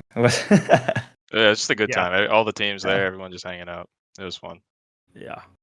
It is a bit of a shame that COVID kind of kneecapped what could have been an awesome couple years in Vegas. Obviously, I am significantly older than a fair amount of the players. So I wouldn't have been, if I had moved to Vegas as was the initial goal, there's no chance I would have been going to a rager thrown by a bunch of 18, 19-year-old kids. Sorry, just not really my scene. But the ability to like interact with players in person, the content that could have been filmed and that sort of thing. Obviously, a global pandemic impacts an awful lot. And in the grand scheme of things, hurting an esport league is probably towards the bottom of the list of things that were damaged by COVID. But I think back on how it like profoundly screwed over our esport. Like 2020 was supposed to be like the launching point for us to be a tier 1 esport with like global LAN leagues. And then COVID was just like, what if we just don't? What if that just never happens? And I'm still glad that players were able to live in Vegas together and to have those memories. And, you know, there was still some light at the end of that tunnel in 2022 when, you know, restrictions started to get eased a little bit. And we got to work out of LA for a year, which was also cool. But I'm very glad that you guys got that because, you know, if you're playing with a sport, there's always the team culture and being able to live in the same area. You know, in other esports where this happens, they talk about how instrumental it is when you're like, imagine you're a guy like Dash, for crying out loud, who just went back to Brazil because he can't be around, you know, family and friends. But now imagine if Dash was living in Vegas with everybody else on all those other teams. He would have a community. It probably wouldn't be as bad as, you know, moving to like suburban Houston to live with nobody around except for, you know, the 5, 6, 7 people that might be on that team with him, you know, when you include support staff. So it's a bit of a shame. And, you know, at least Vegas has claimed Kyle here, so at least he gets to live there for the time being. It's great in the golf. desert. Yeah, you can golf a lot. Yep. Are you guys doing a team house, SpiriTz? I noticed that you're not in the wood paneled shack that you play out of usually. You are in a much brighter room now. Yoggah, you were in the same room you're always in, so I appreciate that. Are you guys doing a team house for 100 Thieves? Is that something you can talk about, or? No, we're not doing team house. I just moved in with Gomez, so he has a house and he had like a room for me, 2 rooms actually. So I got my bedroom and my gaming room. So yeah, and because I didn't want to go back to home, I don't want to go back in the cold. It's like kind of a requirement for me to have a visa and live in America while playing because seasonal depression is a real thing and winters suck in Quebec. Winters suck. Yeah. I mean, you don't, I'll be honest, I don't really have the best grasp of where you live, and you don't need to like dox yourself, but you're not in one of the big cities, are you? No, it's way down on the East Coast.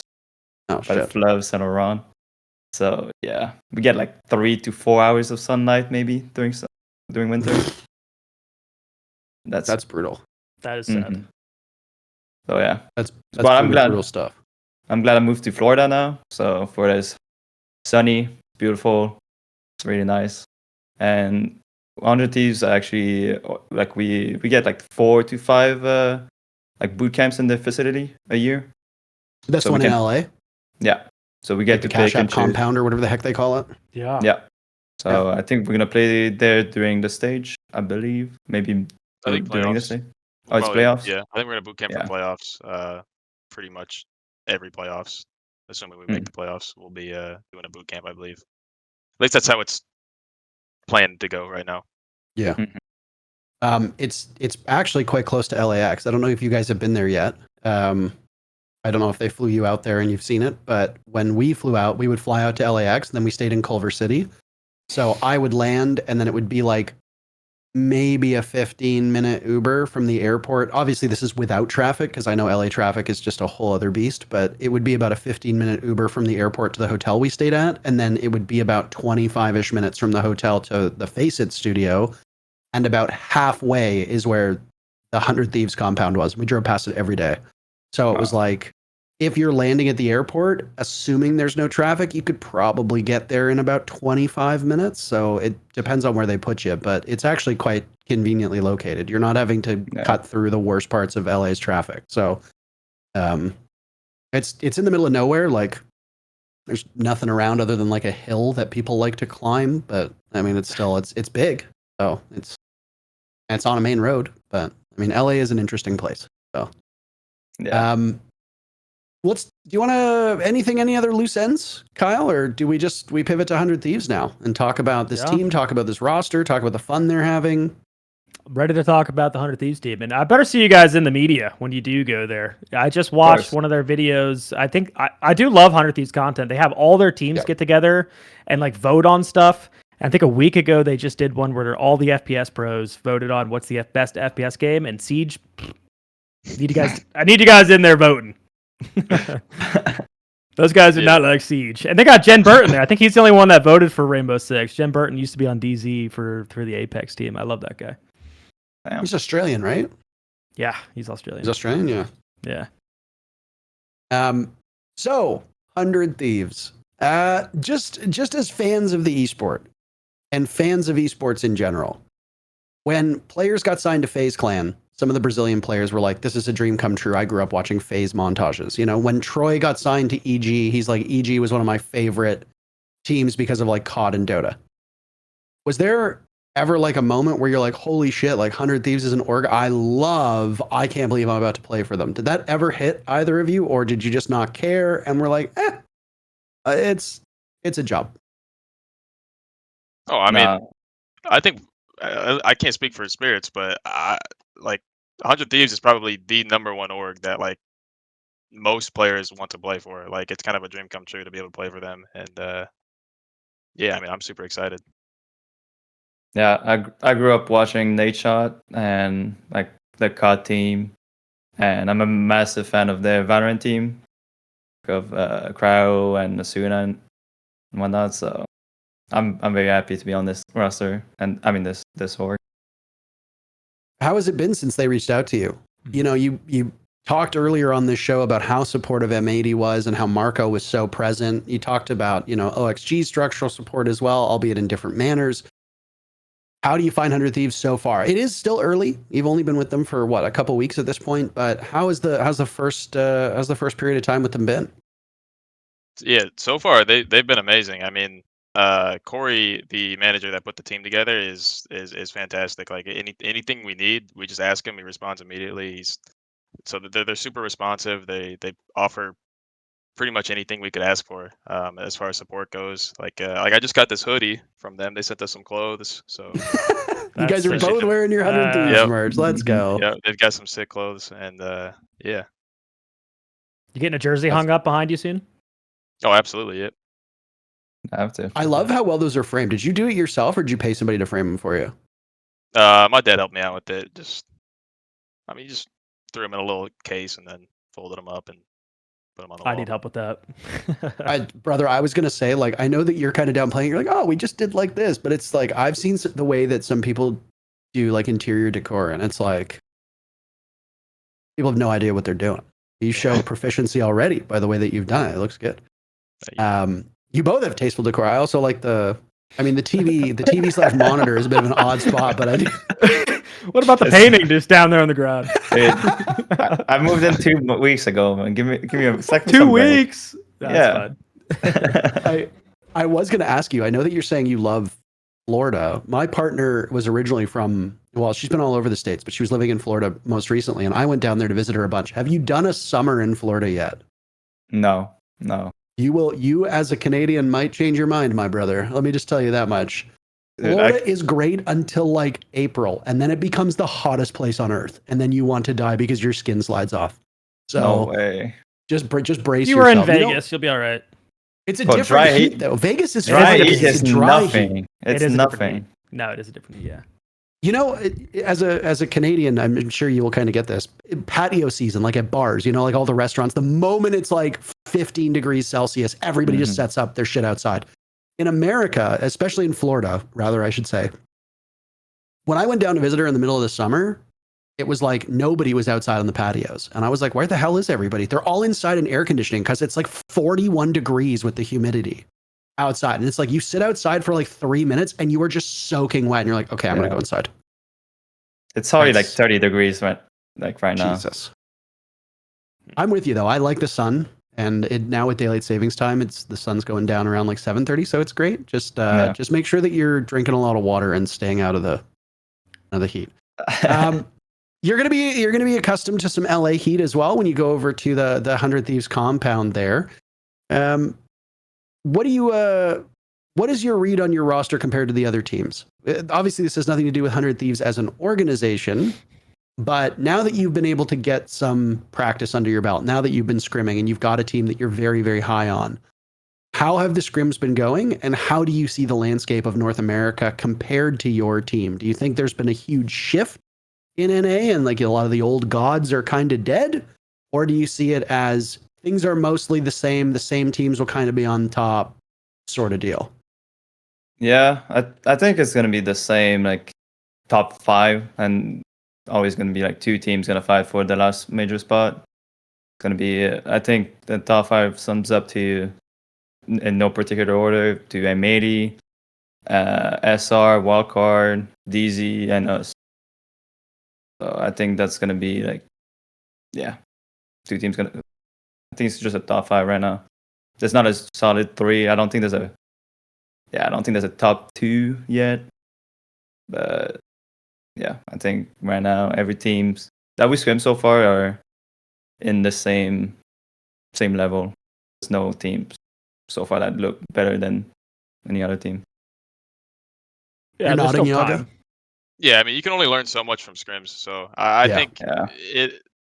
I think it'll be pretty similar as far as the top teams, but it's more so like the order of the teams. Like I think that will shake up a little bit. Kyle, I didn't mean to cut you off. No, it's just there's still time. There's still what I think we're looking at like 2 weeks or so until the league kicks off. I think usually the teams that don't make roster changes are probably going to be a little bit ahead. I would assume like SR, right? They didn't make anything, so they should still be pretty good and just work on the maps that they were pretty weak at, as opposed to like a team with a completely new identity. But you guys are still 3/5 of the OXG team, so it sounds like you're kind of taking that OXG top 5. Hopefully make the playoffs. Is that kind of the expectations for this team? Playoffs? Oh yeah, absolutely. Of course. We want to make events, obviously. I think we have a really good thing going right now, so we just got to keep keep evolving, keep progressing through practice, and hopefully perform on game day. I think a major thing about this team is that everyone is hardworking, minus Adam. But like every team needs one. Every team needs one. So like we get off scrims, we take our break, we eat food, and then we come back, and we either play rank together or we watch VODs and we make strats together. It's like we're always working together. We're always together, and like this team and XSET were the only teams where like everyone on the team was doing that. So like our progress as like it's like skyrocketing. It's not ups and downs. It's literally just up, and it really shows in the practice. Yeah, and doing that like extra work is like it's actually enjoyable. It doesn't really feel like work because we're always having fun while we're doing it, and there's not a lot of like debating different things because we kind of all just have the same ideas. Like we just have all been playing together so long. So, well, we kind of talked about it. And I just want to like hammer it home that people are going to call you the friendship roster. You literally are 3/5 of that XSET core, the 2 of you plus Gomez, 3/5 of the OXG core with Yoggah, Gomez, and Adam. SpiriTz, Pamba, we covered you guys, go back as literal best friends since before you guys even got into Pro League, playing ranked together. SpiriTz and Adam, you guys team together on Unwanted. So and there's Wildcard. And Wildcard, totally good catch. So there's so many connections. And there's going to be a lot of people that say, even though Yoggah, you were saying if you guys had a little bit more time, but it didn't really work out on XSET. Some people have heard the roster and went, it's just XSET 2.0. Like, what are they going to really do? So what's different now? What do you have to kind of say to those people that maybe it didn't work in the past? Why is it going to work now? I would say, I mean, so with XSET, we had a lot of talent and a lot of chemistry, and we had a lot of fun, but our scrims, like, we would get 11-0'd by Mirage like every day. We would just be laughing, having fun. We did not take scrims seriously at all, which I think in a way did help us play better on game day because we just played with no pressure, just having fun. But I think with this current roster, it's kind of the same idea. It's fair to call it a friendship team, but I think that's gonna work out in our favor because we're all very hardworking now. We've all been around for a while, and we take practice a lot more seriously. And I think that's gonna help us throughout our season. Yeah. I wanted to ask something very quick that I've picked up on that maybe I'm just paying more attention now. I have noticed a lot more teams are playing ranked together as of the last month-ish. Now, am I wrong to say that it feels like teams are doing that more frequently than in previous seasons? Do you think, if I'm not wrong and teams are doing it more, what do you think the reason for that is? Is it because teams are trying to figure out chemistry and ranked is about as close to a real match as you're going to get? Or do you think it's because the game is just in a better state than it has been before? There's less cheaters than from before. Like probably played like 2 or 3 cheaters, and if they have cheats, most of the time we beat them. Like 90% of the time we beat them, unless they are cheating. But I feel like playing rank with your team is like playing rank without your teammates is it's a bad thing. I feel like because like you're just not doing you're not playing with the same intensity. You're not playing with the same communication. You're not playing with the same like you just build bad habits, but not playing with your teammate. Yeah, You I just think break your habits. I think a lot more pros are playing together in ranked. I think the only reason is because of the state of the game, to be honest. Because like if you look back Yeah. to like 2021, 2020, I remember playing pro stacks all the time. Like you'd see the SSG stack, or like you'd play those guys all the time. That's because there just wasn't as many cheaters back then, I think. And I think the state of the game is improving. So I think that's kind of the main reason that you're seeing more teams playing ranked. Because I can speak for myself. Like a couple of years ago, I just had no reason to play ranked. Like it'd just be cheaters every game, and I think it kind of just kills. It makes you not even enjoy the game, and then it kind of bleeds into practice. Like, so yeah, it's mainly the state of the game. Which is drastically improved. I mean, I grinded champ the first week, and I played 3 cheater stacks. That's it, which is over 80 games. So my hat's off to Ubisoft. I think ranked has been very enjoyable this season. I'm having a ton of fun playing. That's interesting, though. You say it's. I think that really shows how much you guys get along, because going even way back to Flipside, Pojo Man always had a theory that the more teammates you had in ranked, the more trolly it got, and the more we hated playing ranked, because you always have some people wanting to play seriously and like do your strats and call out, and then you got some people playing Rook and Doc Shotgun just trolling. So yeah, I think it's I think it's definitely a good thing that you guys are actually enjoying playing ranked together.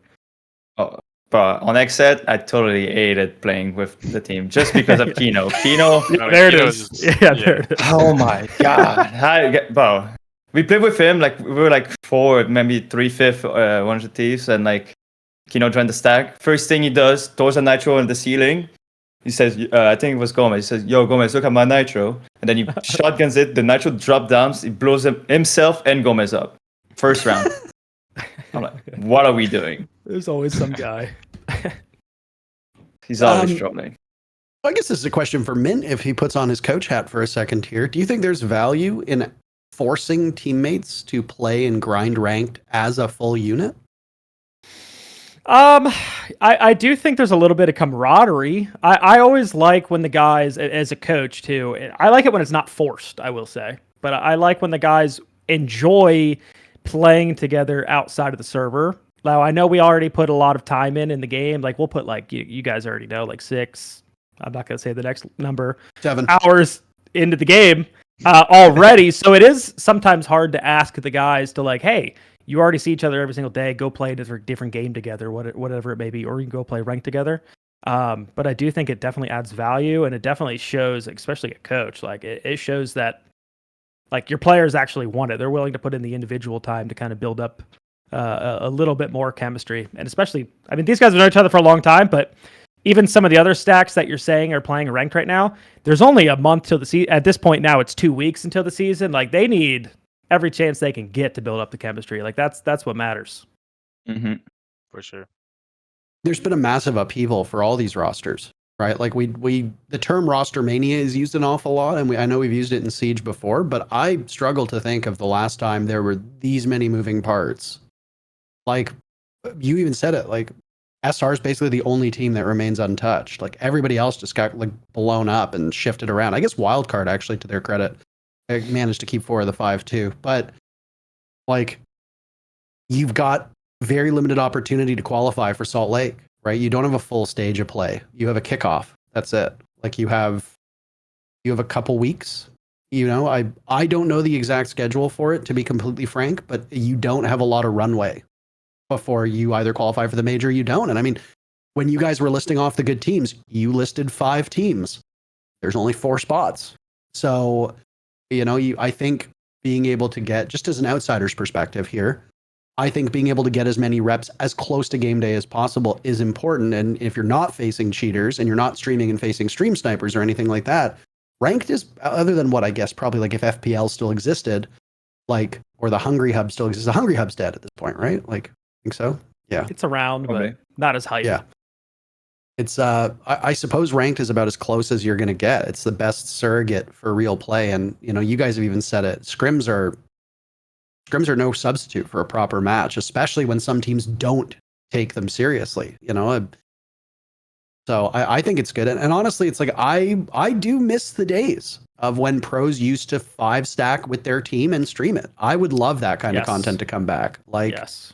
I don't watch Twitch much these days because I'm not really watching for personalities. Like I said, I'm this is the episode reminder or weekly episode reminder that I am old. So it's like I'm not going to watch some guy who looks like a peanut, yell about video games. Like I'm just not going to do that. I have rent to pay and a life. But and no shade to people who do watch that content because I stream as well. And most of us stream here, so it's like I get it. But if like you guys, for example, if 100 Thieves were to do like a stream or two a week where you all just 5-stack and grind ranked for a couple hours, I would 100% throw that up on my monitor.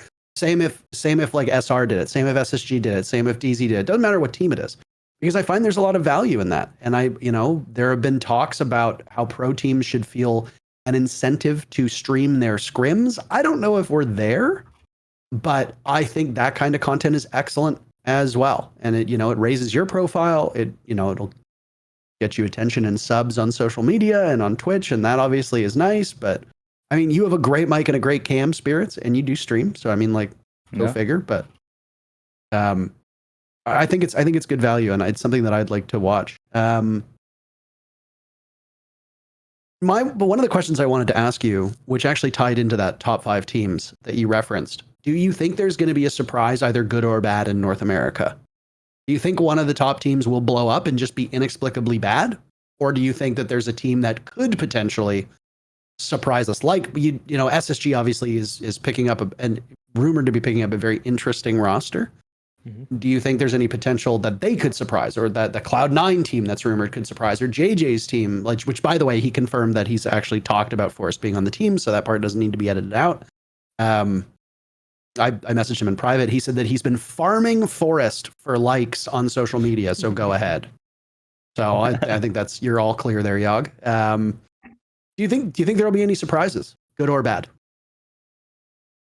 It's hard to say, to be honest. Like you look at Wildcard, for example. I wouldn't have expected them to do as good as they did, and then they ended up being they're one of the best teams in North America now. So like it's hard to say when a team's just gonna all of a sudden start playing great. So I really don't know, to be honest. To your point about Wildcard, just very quickly, that Adrian being brought onto the roster is changing their roles. So Spiker is going to be predominantly on shields now. So Adrian is going to be doing the more traditional support, and Spiker is going to be on shields. And I don't want to say he was griping about it, but he was not particularly overjoyed with some of the operators when we talked to him last week. I mean, not everybody is SpiriTz who just wants to play shields. So yeah, I mean, I think that'll affect him as a Nigel. It's like, I mean, I've teamed with Matt, and when Matt is having a bad game or he's getting shit on, his calling can, not every time, but his calling can get affected to that as well. So maybe Spirit will do the same thing to Spiker. I know he's not a great shield player, but yeah, that could affect his IGOing. So yeah, I think Wildcard is like, it's kind of, they might get worse because they don't have dash, but who knows? They could change their entire playstyle. They have a great support staff behind them with Lagones, and I'm sure they can figure it out. I think JJ could be a good surprise. Yeah, I think they'll upset the teams. Yeah, because I think Forrest is going to make that team a lot better. Yeah. And Scrims, those guys, like, they have their maps. Sometimes they have a map where they just shit on us. Like, they can take over a game. But the other map, it will be a total shit pants. So, who knows? Dark horse. Yeah, I think that'll be the dark horse of this season. They're definitely not a team you can underestimate. Definitely. We're still waiting on the two teams that will grab the final spots in NA, right? That hasn't been locked in. Yeah, that's Yeah. happening tonight. Is that today? Tonight Yeah, I we think got it's- Trev Mack in the league. Do you think so? I think Fred Packers Mack. inevitable. Trev Mack in the leg. Packers inevitable. Packers inevitable. Yeah, he is inevitable. Yeah. He's in the league for sure. Yeah. Yeah, I'm trying to see Trev Mack in the league. Trev Mack and Millie, former would be- Triple that would Tactics be players. interesting. Let's go. Yeah. Shout All of his teammates I've never heard of until like a few days ago. Yeah, those guys I are heard kind of Trev Mack and Millie, and that's it. of came out of nowhere, at least for me. I guess I don't really pay too close attention, but I know they're in like the upper final, right? Yeah. Yeah. It's today in about an hour and 15 minutes. Packer and in control play, and winner makes Ooh. PL. And then is the loser bracket game tomorrow, or is that? Yes. No, it's tomorrow. The loser bracket game is tomorrow. Yeah, it's Sunday, same time, I think. Okay. So it's one game each day, which is nice. Yeah, that's It has flown by. The old Mako squad, I believe, just qualified. If memory serves correctly, they got dropped by Mako, so they're not still playing under that, or Mako, or whatever the hell the org was officially called. I don't know. I never actually had to cast them, so I never learned how to pronounce the name. They're playing under Giglioletti. I'm assuming it's an Italian word. They qualified. Team Secret Academy is playing Maestro Esca for what will be the final spot. That Team Secret Academy is an interesting one because it's got Alems on it as like their captain. So, and I doubt they'll be able to play under the Team Secret moniker if they do make it to the MENA. So they'll have to change. But looking at NA stuff, it's Foot Locker's Finest versus In Control. That Foot Locker's Finest team I have seen a fair bit about on socials. That was the Packers squad that you talked about. It's also got Bino on the team, who was on Orglis. Mike W, who was supposedly going to be joining JJ's team, but I guess is not now, obviously, on that team too. And then In Control is the Trev Mack team that you were talking about. I've also heard of like none of these people. So How dare you? I'm not trying. Like, look, like people in the past have been like, oh, why are you egoing them? And it's like, I'm not trying to ego them. I'm being honest. And then down in the lower bracket, it's LATAM's Last Hope, which is the ex-Cruelty roster. So that'll be fun. Yeah. You're probably going to be co-streaming that. But when you watch this episode, all of this stuff will be finished. So we are filming on Saturday morning / Saturday afternoon. You will be likely watching this episode. If you're listening or watching right now, it's probably Monday. So these have already been locked in. So just go over to the Liquipedia page and see. But obviously we are a product of our time here.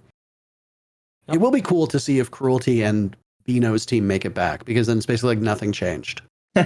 Yeah, pretty much. Yeah, pretty much. Yeah. I don't like that. But at least Cruelty would have at least earned their spot in the league. That's all I'm saying. Yeah. That's I think true. the safe pick is Packer and Cruelty. I think it's the most likely result, but I would love to see In Control upset one of them. I think that would be a lot of fun to watch. Yes. Please. I'll be. You just cheering. love Trev Mack. Well, yeah. I mean, Turtle Tactics. It was my streamer team, and I'm bringing it back. By the way, we have over 300 applicants, and the tryouts are like next 300. weekend. It's we have a ton. Wow. Way more. It's going to be a pretty big weekend. But anyway, Trev Mack. A lot of my players. I mean, Zonky was like a top 4 in CL here. Spider had a good run at it during the Spoit Invitational. Zonky was also at the Spoit LAN. And now Trev Mack in the league. Trev Mack and Millie were both on that team as well. So, yeah, obviously I got some skin in the game. I'm rooting for him. That way I can clickbait some YouTube video of like former players in PL or something. That'd be great. Is there still room for people to try out? Is there any way to watch it other than your own channel? I mean, obviously people that have now heard this on the show might be inclined. So we can always put in the description a link to any of this stuff for you. Signups are closed because we had way too many. Yeah. And it was open for about 2 weeks.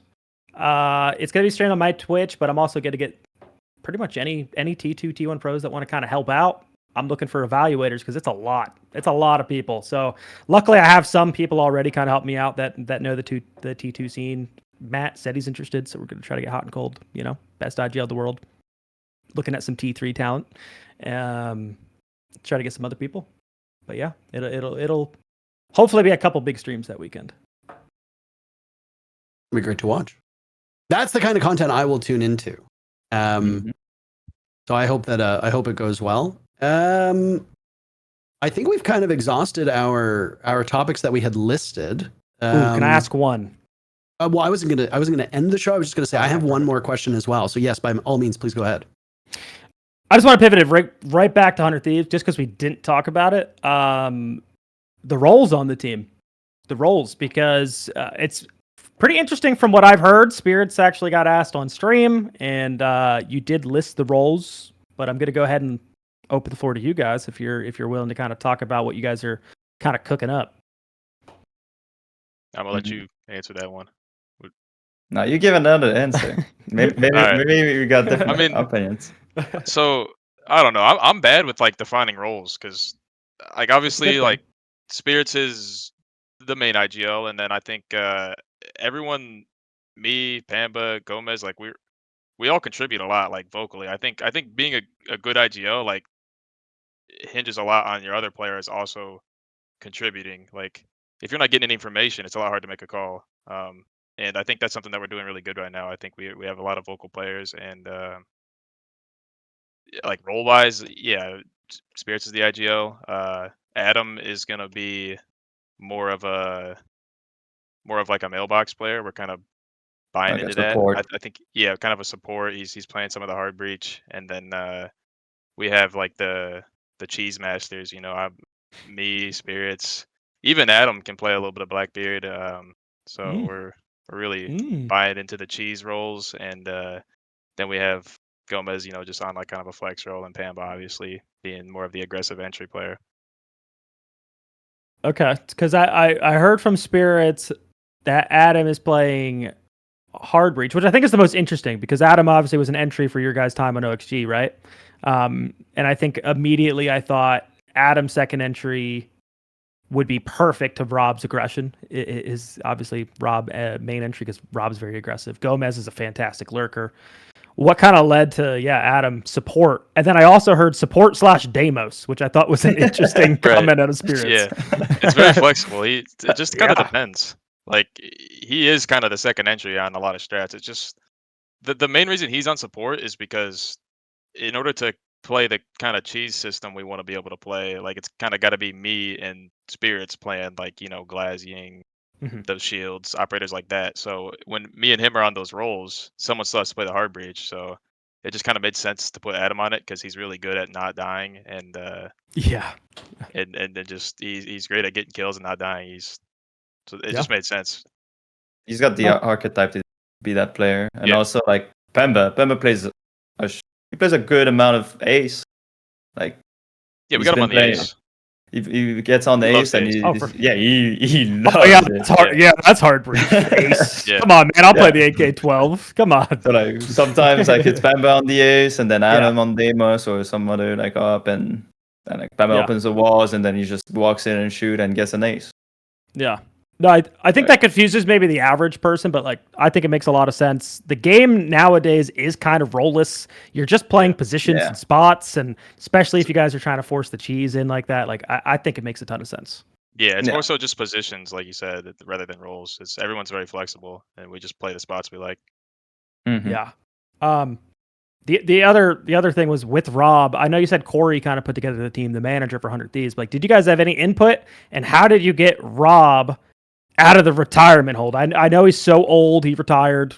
He's in a walker now, probably. How did you pull him back? The last comment you said about Rob was he hates the game. Why is he back? He got hit up by Corey, and okay. I mean, while his retirement, he was watching like all the major, the SI, and he was keeping tab. Like he kept following the scene, and you all know, like when you're a competitor, you can't retire just like that. So especially as young as Pamba is, like as young and talented. Yeah. And he kind of did put the team together, like with Corey. He hit me up, he hit everyone up he kind of put the team together. Yeah. Like when Corey was talking to those guys, like he's telling us that he's talking to them, and then we can go and talk to those guys and be like, "Yo, you guys want to put this team together, and like how it goes. The players just talk to Yeah. each other, and then it just kind of worked out that way. Okay, so we was kind of getting input from like the early members he was putting together a team of, like, hey, do you like this person? Would you want a team with this person, kind of thing, or? Yeah, for sure. Yeah.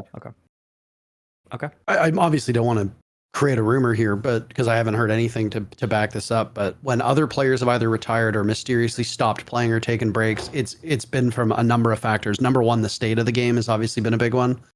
Number two, your teammates. If SpiriTz, if some of what you said is correct, like it's entirely possible that like the team atmosphere in DZ just wasn't something that Rob wanted. Like Canadian literally said as much with SSG. Like a big part of why he retired so suddenly was he was just kind of done with the team. He was having too many conflicts and he just didn't want to be a part of the roster anymore. Like it does happen. So entirely possible that Pamba just needed to take a bit of a sabbatical. And now that the game is in a better place and, maybe he's vibing better with you guys. And, if he's a fan of 100 Thieves and they just come by and they're like, hey, we want to pay you to represent our org, like maybe that's enough of a motivator in and of itself. So it is good to see him back. How has his attitude been? Does he feel motivated? Does he feel like a new man? The DZ Pamba and the 102 Pamba is two different person, honestly. Like he's always, I don't know, he's a more joyful person. And he actually puts, like, I don't know. He's a different guy, and I love this Bambazu. Yeah, I haven't teamed with him before, so I don't know how he was on other teams. But like, he's always putting in a ton of work outside of scrims. He's always in the Discord, looking at strats with us and watching VODs. So he's been great to team with so far. Mm-hmm. Is he still griping about DMRs? Oh yeah. Oh yeah. He's still bad at it. He hates like 70% of the apps in the game. He's the hardest person to break strats. Yes. It's so hard. He has to no have DMRs. Yeah, he needs his guns. He can't play certain spots. That's wrong. He wants a Scorpion, AK-12, and like I don't know, any guns that has high fire rate and shreds people. That sounds like Rob. He's a picky guy, but he's so good. Go ahead. I cut you off, Kyle, right as you went to ask a question. Oh no, I think I was just commenting on what you said. No question. Yeah. I did want to ask one question. Well, I guess technically two questions to you, Yoggah. It kind of goes back to the last stage of the NA League, where OXG was, widely considered by many through the regular season to be incredible, and then obviously you had a bit of some troubles in the playoffs. The team kind of fell off, and then you made your heroic run for the LCQs. Then you get to SI. Number one, what happened after the regular season in the fall of last year? Why did OXG seem to struggle so much during the playoffs? Do you think that's a fair assessment of what happened with you guys? And I guess a smaller follow-up question that can be asked later on and can be asked again. And this is just from like a narrative perspective. Adam had some very big problems in large games. Is that something that you also think is a correct critique, or do you think there's more to it than that? And if it was the correct critique, has that been fixed for 100 Thieves? So I guess first question is, what happened with OXG, quote unquote, falling off during the playoffs, and do you think that's a fair assessment? Yeah, well, with us falling off, I think it was just we just weren't playing with the same confidence in the regular season or in the playoffs as we were in the regular season. And I think the style that we were playing, like it requires like maximum confidence for it to work, and we just didn't have that confidence. So we just like I said earlier, we just kind of shit the bed. And as far as the whole Adam narrative, I don't really look at stats like that much. And Adam's one of the best players I've ever teamed with. Like he's a great player, and so I don't really like know if I can comment on that narrative because I don't really know much about it, And I just know Adam as the teammate that I scrim with every day, and he's a great player. So yeah, that's all I got on that. No, of course. And I mean, never do we on the show want to shine a bad light on somebody, right? Like I've only spoken to Adam a handful of times. Seems like a great dude, and the goal of this show is to tell stories and to frankly to elevate people, not to knock them down. But when we as casters approach certain teams, there is always a discussion about storylines. And one of the storylines that has been backed up by numbers a few times is that There are big game players, and then there are regular season players, right? Adam has really big moments in huge games, but at least from what we saw during SI, the numbers tend to decline as he faces stiffer competition. Now, keep in mind, most people's numbers will decline against stiff competition.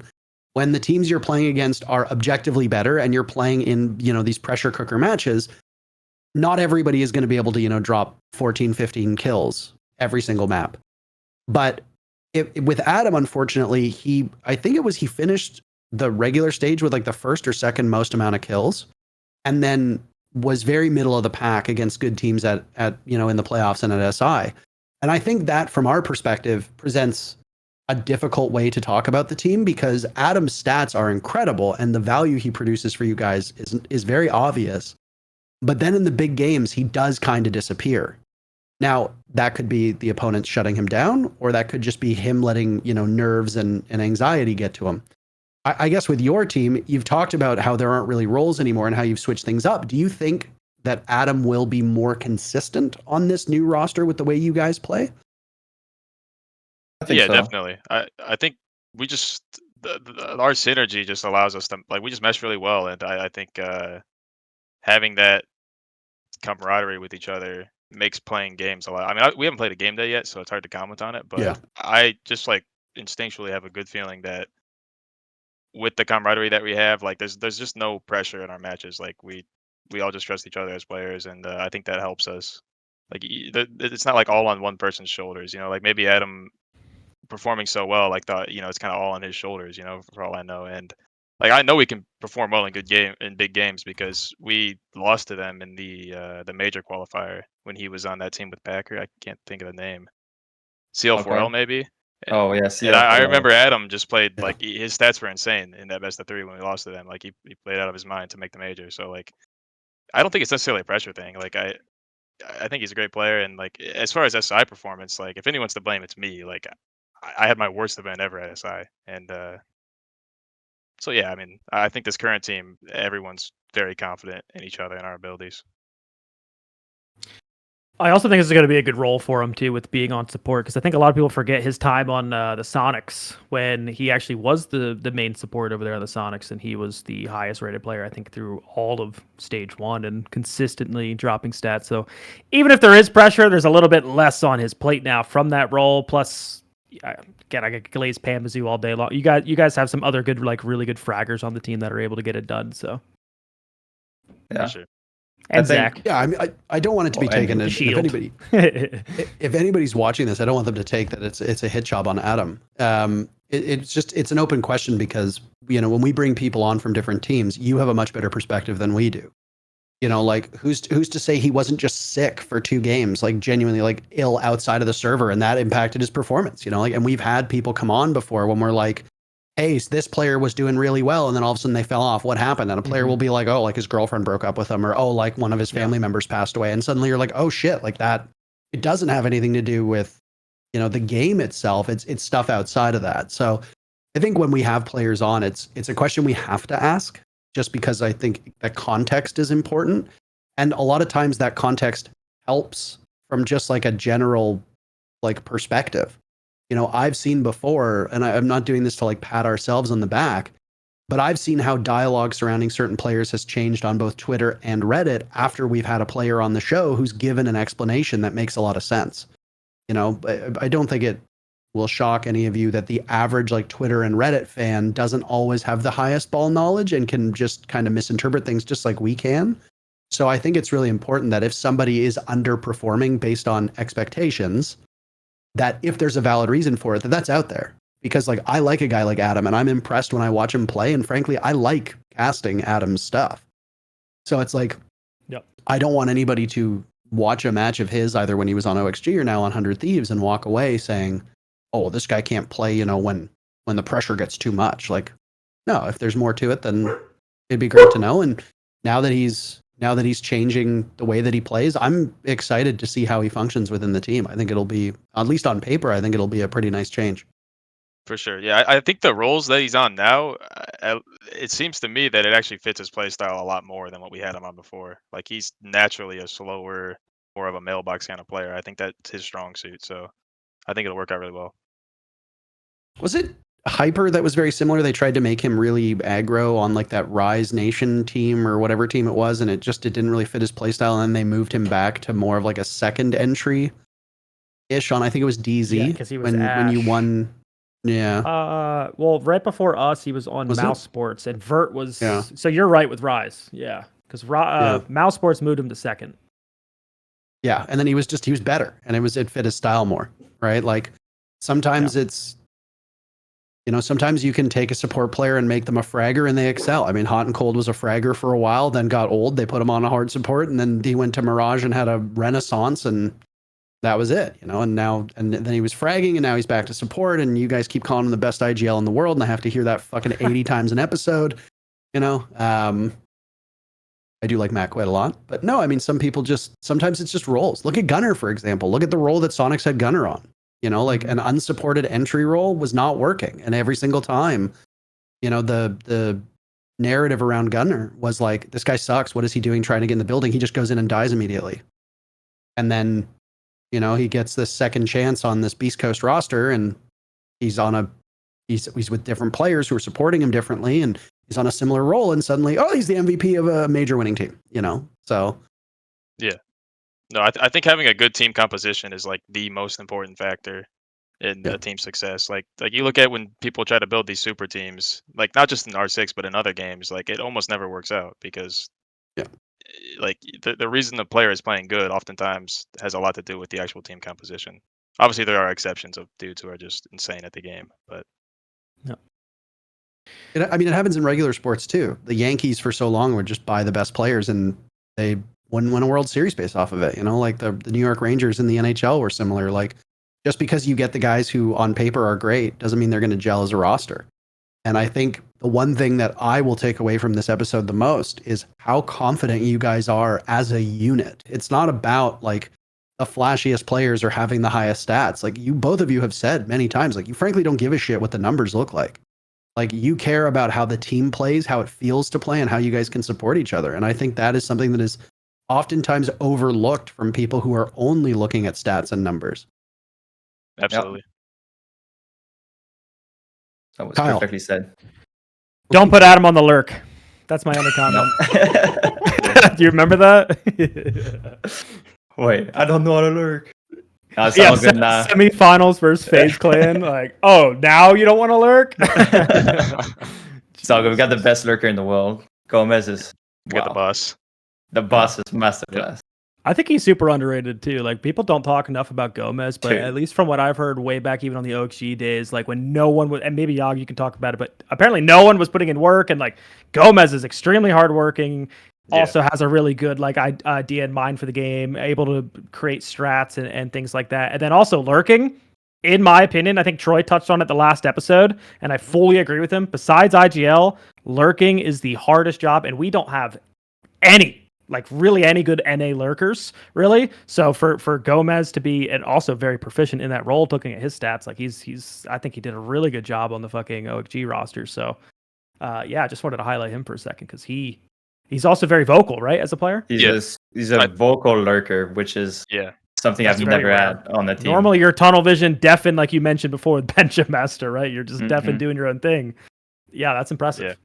I think people severely underlook Gomez and as far as like how much work he actually puts in outside of the game and like on like just every aspect of the game. Like he does a ton of the work, like the dirty work. And I think people who just watch the game they can't see that, so they don't know like what actually goes into a team success.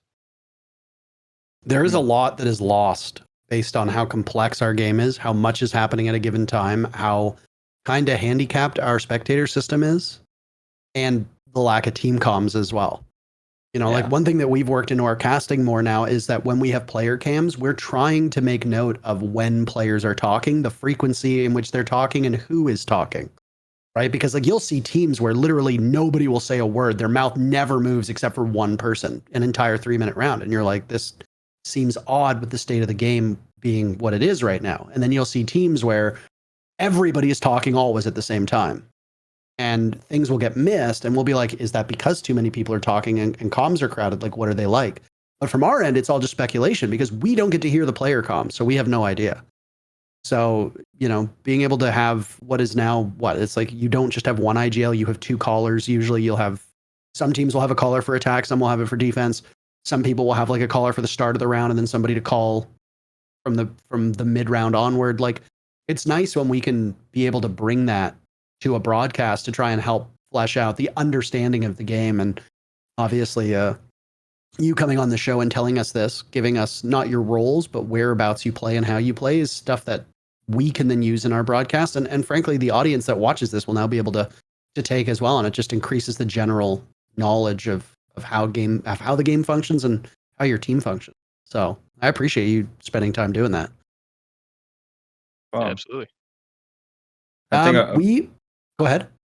I was going to say, like our biggest strength is like the way we communicate. Like everyone is like pitching in, everyone's talking, and like our conversation is so good that like we don't need one main voice. We don't need like a Troy Canadian telling everyone what to do.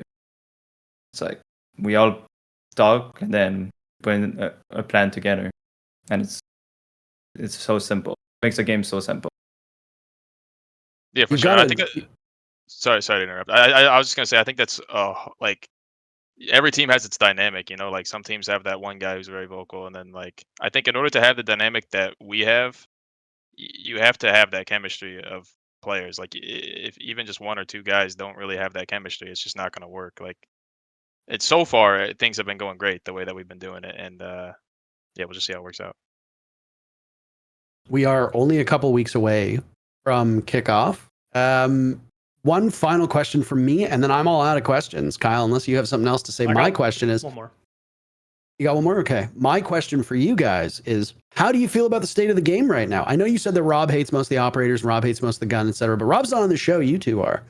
What is your general thoughts? What are your general thoughts on Solid Snake, the current map pool? Fortress gets talked about a little bit, but I mean, you guys are welcome to talk about that. Just riff off. Is the game in a good spot? Are things balanced? Are you enjoying it? Do you think things will change now as the season goes on? I could talk for hours on hours about only positive things about it. It's the best state the game has been in competitively, at least.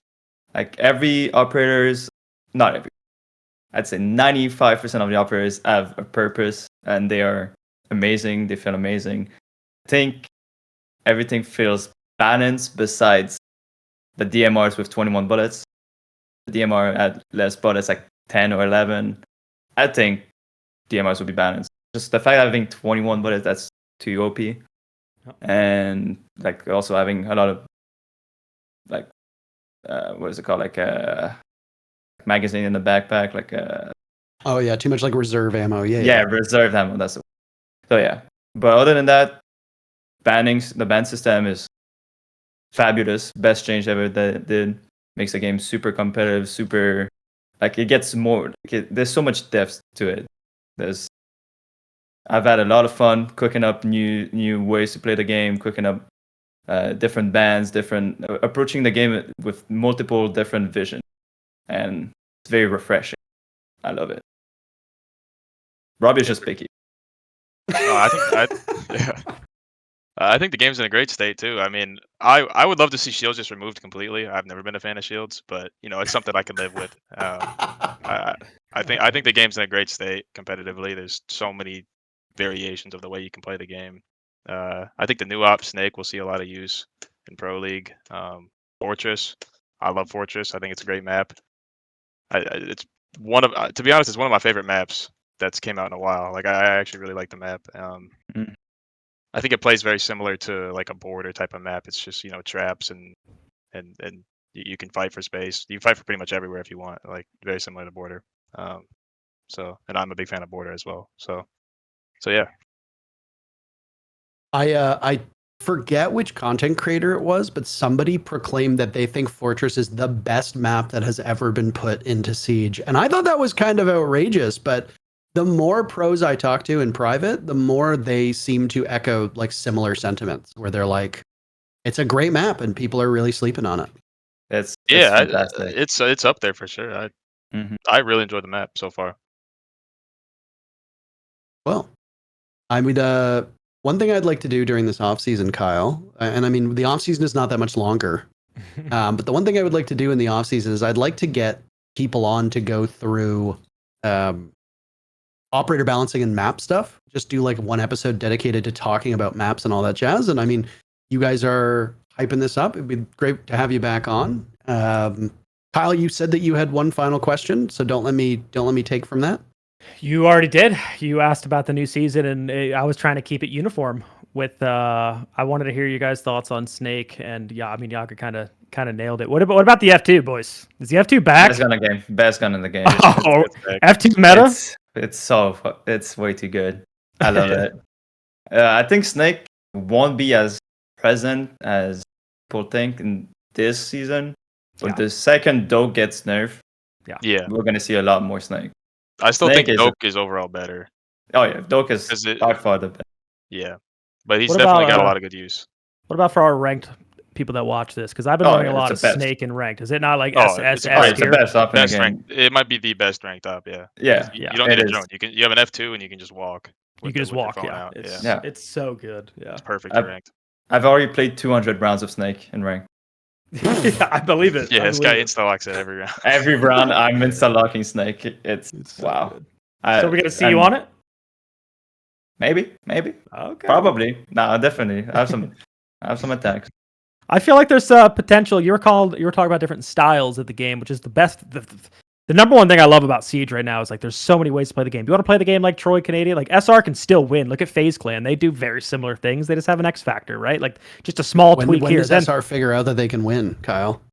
Who knows? Then there's this year. They're winning NAL this year. Then what else? Then you got Secret, right, with their play style, M80, the cheese. Like there's so many different ways to play the game. And it's like now if you don't ban Doke, I feel like there's potential for even like a double lurk kind of setup going on with Doke plus Snake. We might be seeing some teams kind of use. Maybe. I mean, maybe not in NA since we don't have that many lurkers, but who knows? I mean, I feel like it just adds like additional possibilities. It's a very great idea, Kyle. I'm writing that down. Yeah, write that down. 3 shields, spirits. 3 shields. 3 shields, 2 lurkers. Got it. If I queue into a rank game and I have to deal with 2 lurkers and 3 shields, I'm throwing my PC out my window, and I will know exactly who to blame. So,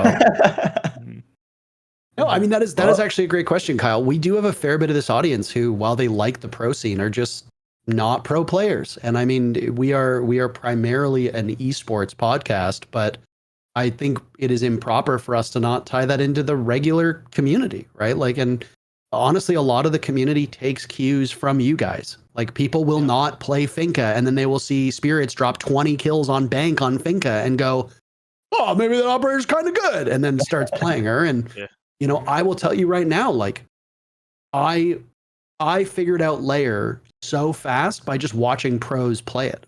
That was it. And it's like, oh, okay, this wall I reinforce. You know, I'm a simple guy.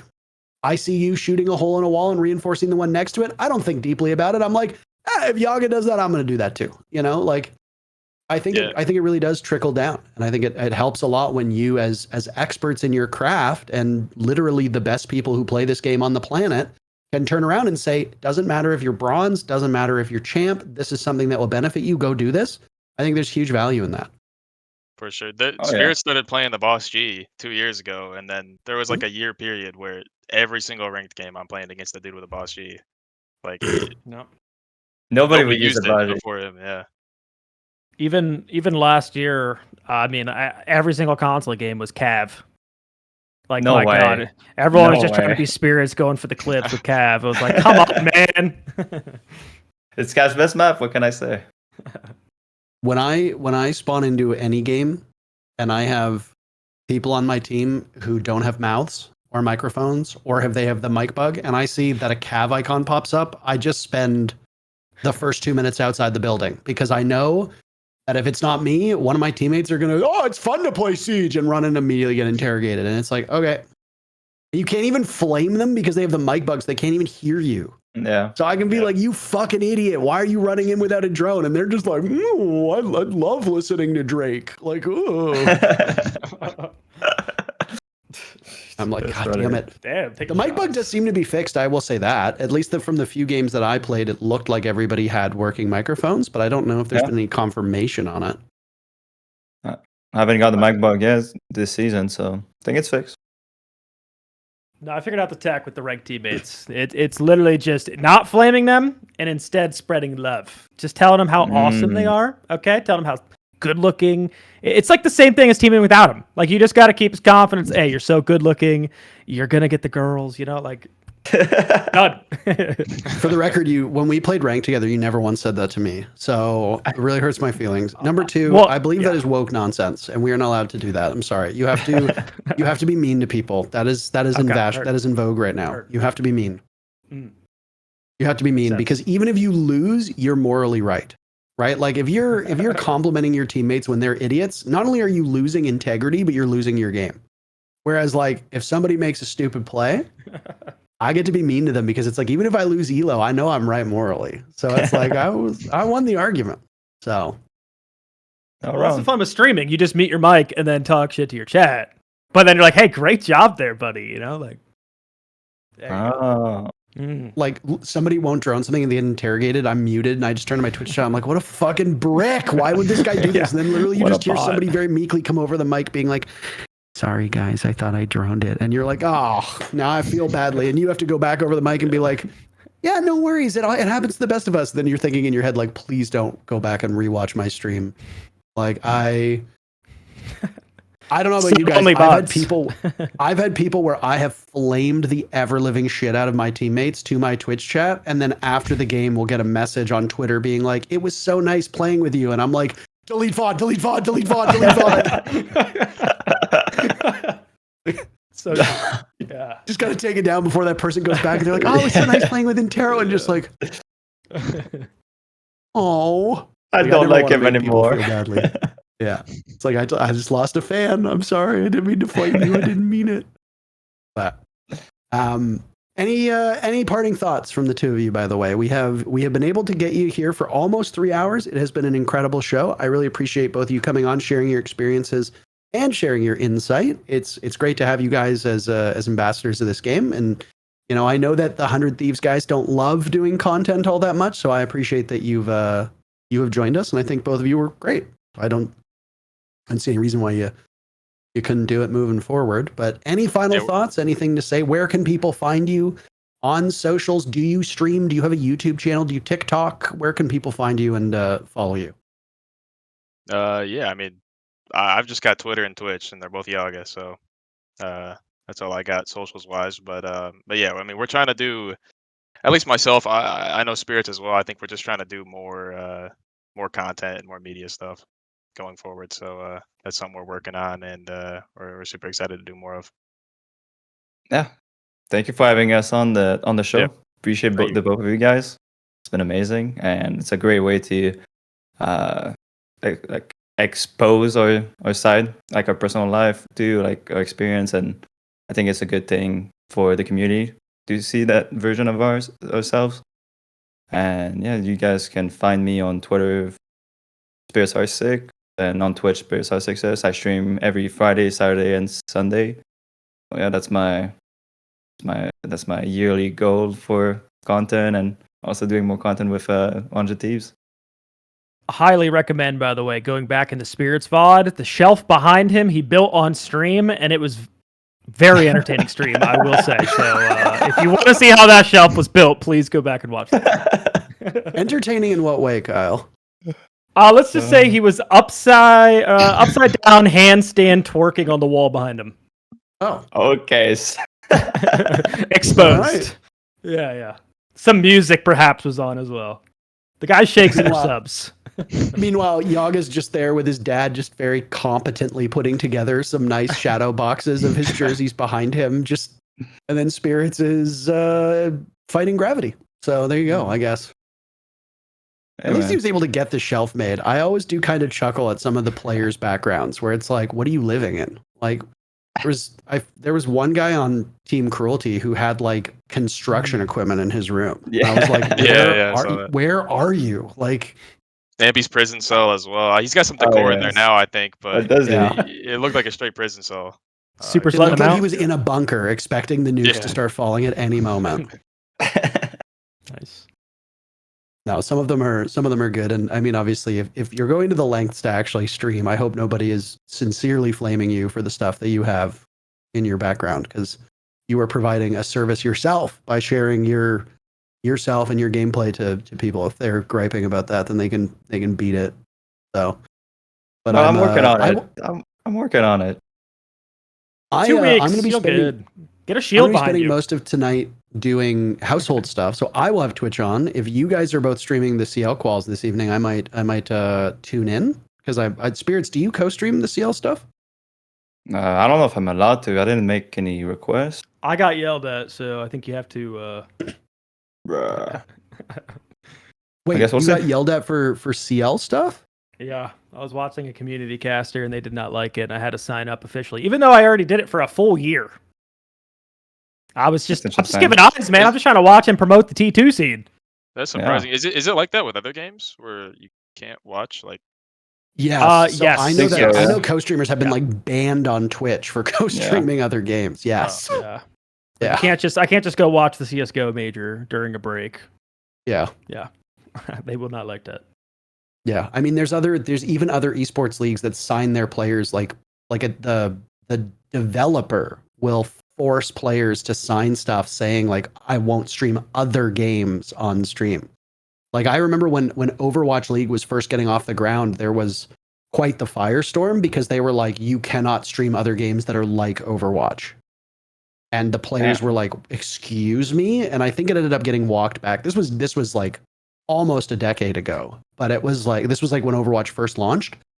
But it's like, I think there was a period of time where like league players were not allowed to watch like Dota or something, or like Heroes of the Storm and shit. Like, and I mean, our producer David just weighed in and said the original 2013 LCS contracts tried to force players to only stream League of Legends, nothing else. Oh wow! Like, couldn't play Yeah, single player okay. games, nothing. Single player game? That's insane. Huh. I understand it if you're somebody who's disconnected from this kind of stuff. I get it, where you're just like, we only want you streaming our game, because it is a bad look if it's like, if you've got like SpiriTz is only streaming like Counter-Strike. It's like, dude, why are you not playing Rainbow Six? Like, I kind of get it, especially if it's like a newer game, but at the same time, like, I find it does a lot more harm than good, because you just Streisand effect it, where it's like, oh, you're being forced to stream the game, instead of like, oh, he just loves playing Rainbow Six. He plays it a lot, like. Yep. I don't know. But if you guys do end up streaming tonight, I mean, I think with co-streaming, I find a lot of the times it's just like, just ask for forgiveness.